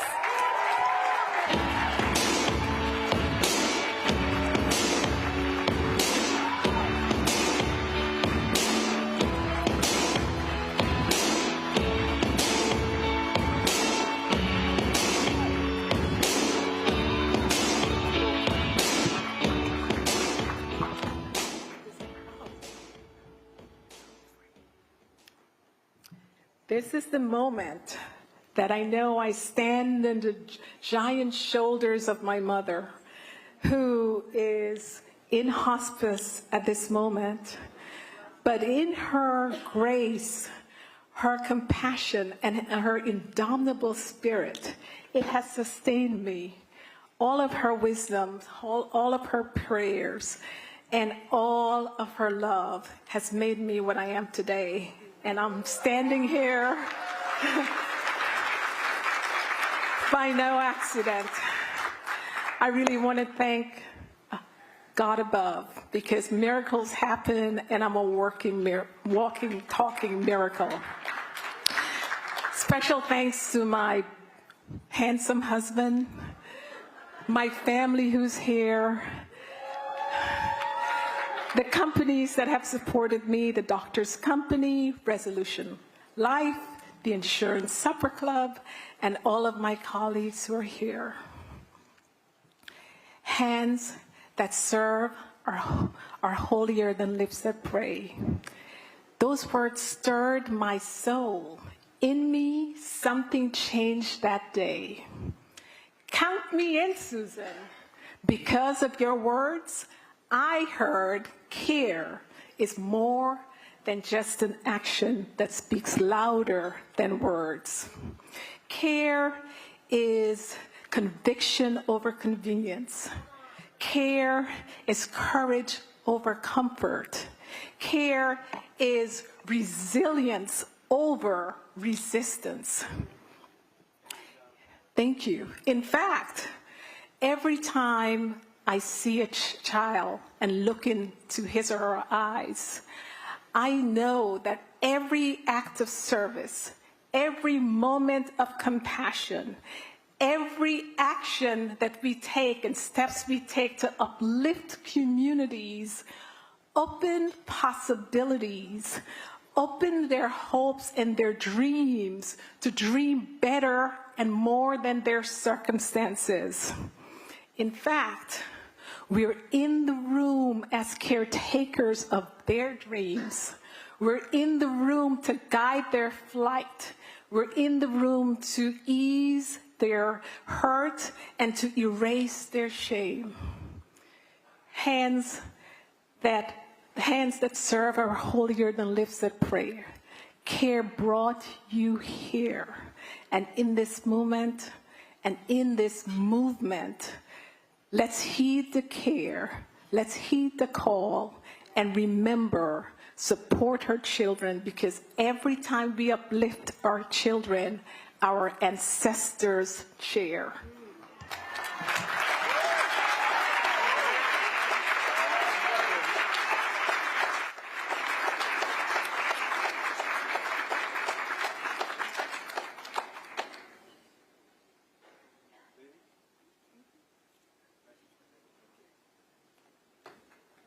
Please give a hand to Grace Vander Cruz. Grace, thank you so much for bringing all of your gifts and your brilliance and all you do to this sacred work of caring for our children. So would you give it up one more time for Dr. Tricia Bailey, Grace Vander Cruz, and Susan Taylor Batten. We proudly honor you for carrying the torch and for keeping the fire lit, for answering our children's call. And as I ask, I just gotta say, I just gotta take a minute to say, I'm so proud to be a Black woman. To be amongst all of you. I've never hosted a fundraiser where we came together and brought so much money. Us. Thank you. Thank you. Like you said, Grace, we are the caretaker of our children's dreams. So thank you. $296,000. And you came together and you did it. And I'm thankful to be a part of a sisterhood that young brown girls and boys can look up to. I'm so thankful. I'm thankful. I'm grateful. And another thing I want to say before I bring up the King of Swoon, I got to tell you, black women, y'all age so well. I done met more 78-year-olds, 90-year-olds, 67-year-olds. Everybody look like they're 35. Susan Taylor, I know we're not supposed to tell your age, but damn it, you look like you 37 years old, Susan Taylor. You glide. We got to go to a club because I know you can get lit, Susan. I'm telling you. Oh my gosh. It is like, literally, everybody looks so young. We could be 92 and look like we 20. It's like some kind of air. What are we breathing? I cannot get over it. I'm 56 years old. I feel, look, yes, I am. I'll tell you something. And any young ones in here, any young girls, you can make a difference. You can. But I love being around my sisters who are seasoned because it's always, a lot of people look at it like, oh my gosh, I'm this age. But it's not like that. You got to look at it like, what's next? What now? Now what? So thank you. This has been such a pleasure and an honor to be here.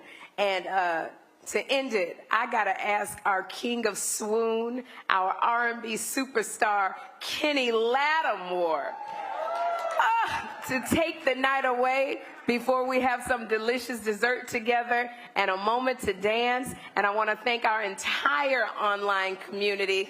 So I would ask that you would enjoy the incredible Kenny. Kenny, you done made many babies with that song, boy. You know this. You done got people through many, many marriages. So y'all, please give it up. Also to our fabulous DJ, Deja, thank you so much.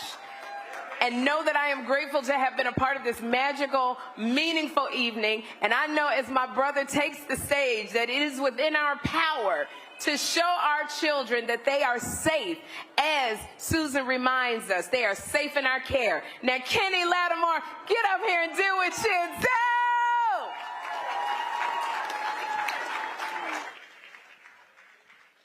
Woo! For the love of our children. For the love of our children.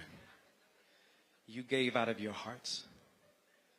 And you gave sacrificially, I'm sure. And some of you just had what you had, but you gave out of the authenticity of love. And the song that I'm about to sing, I've stripped down everything just to piano voice because I want you to hear the lyrics. If you've heard the song before, I want you to hear it differently tonight. Because it's a song that really lets you know that the kind of love that our children deserve is in this song.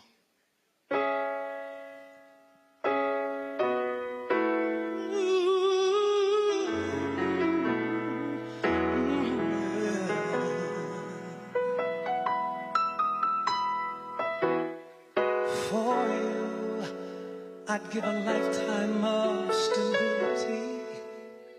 Anything you want of me. Nothing is impossible for you. There are no words or ways to show my love, or all the thoughts I'm thinking of. 'Cause this life is no good alone. Since we've become one, I've never changed. And everything I do now makes sense. All the roads end, all I do is for you.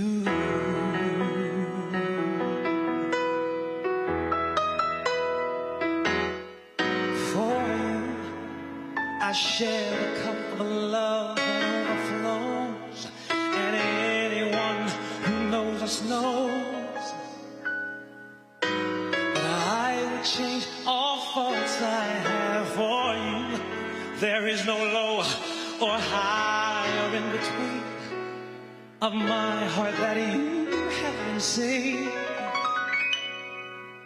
'Cause I share all I have, and then nothing I've said is hard to understand.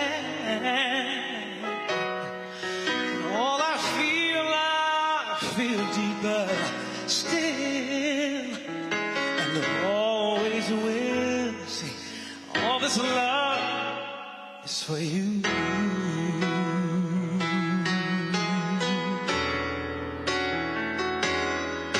Every note that I play, every word I might say, every melody I feel is only for you and your appeal. Every page that I write, every day of my life would not be filled without the things that my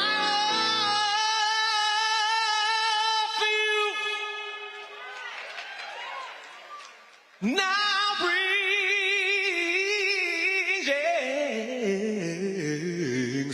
yes.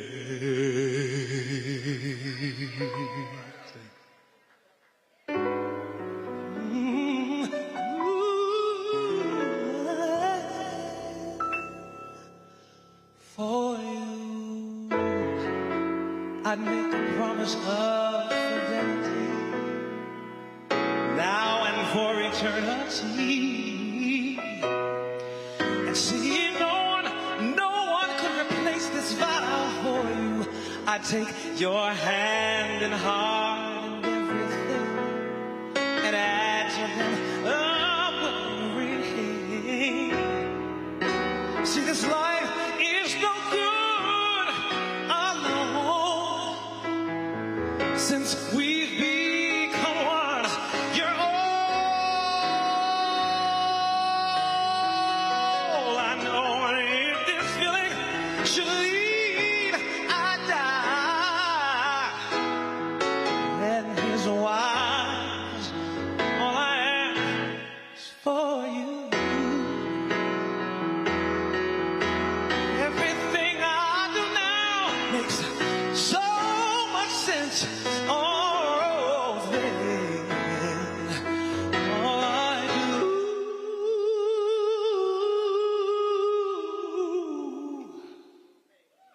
is for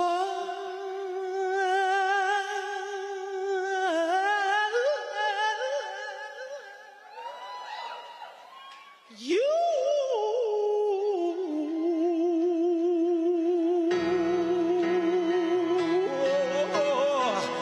Only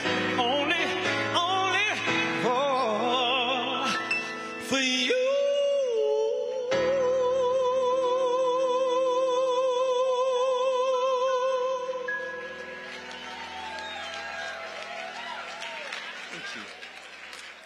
Thank you so much. Now, I got some instructions, and our time has come to a beautiful end. If you don't mind standing, because we're getting ready to leave this place. We're not getting charged no money over that. All this money is going to go to the children. I thank you so much. God bless you. Thank you, Susan Taylor. Thank you, everyone who has put this event on and allowed me to be here to sing. I'm going to sing us out of here. We're going to kind of dance our way out to the other party, because we're going to still party, right? We're going to hang out. Yeah? Okay. Hey! Come on, grab your purse and come on, and grab your jacket and come on. We're getting out of here, y'all. We're going to have some more fun.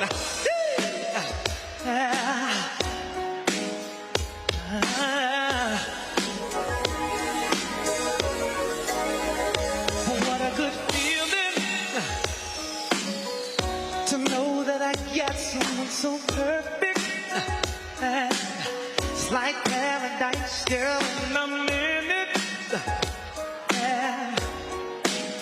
So let go of your worries tonight. Yeah. We can go all the way. You're the one that makes me feel some kind of way.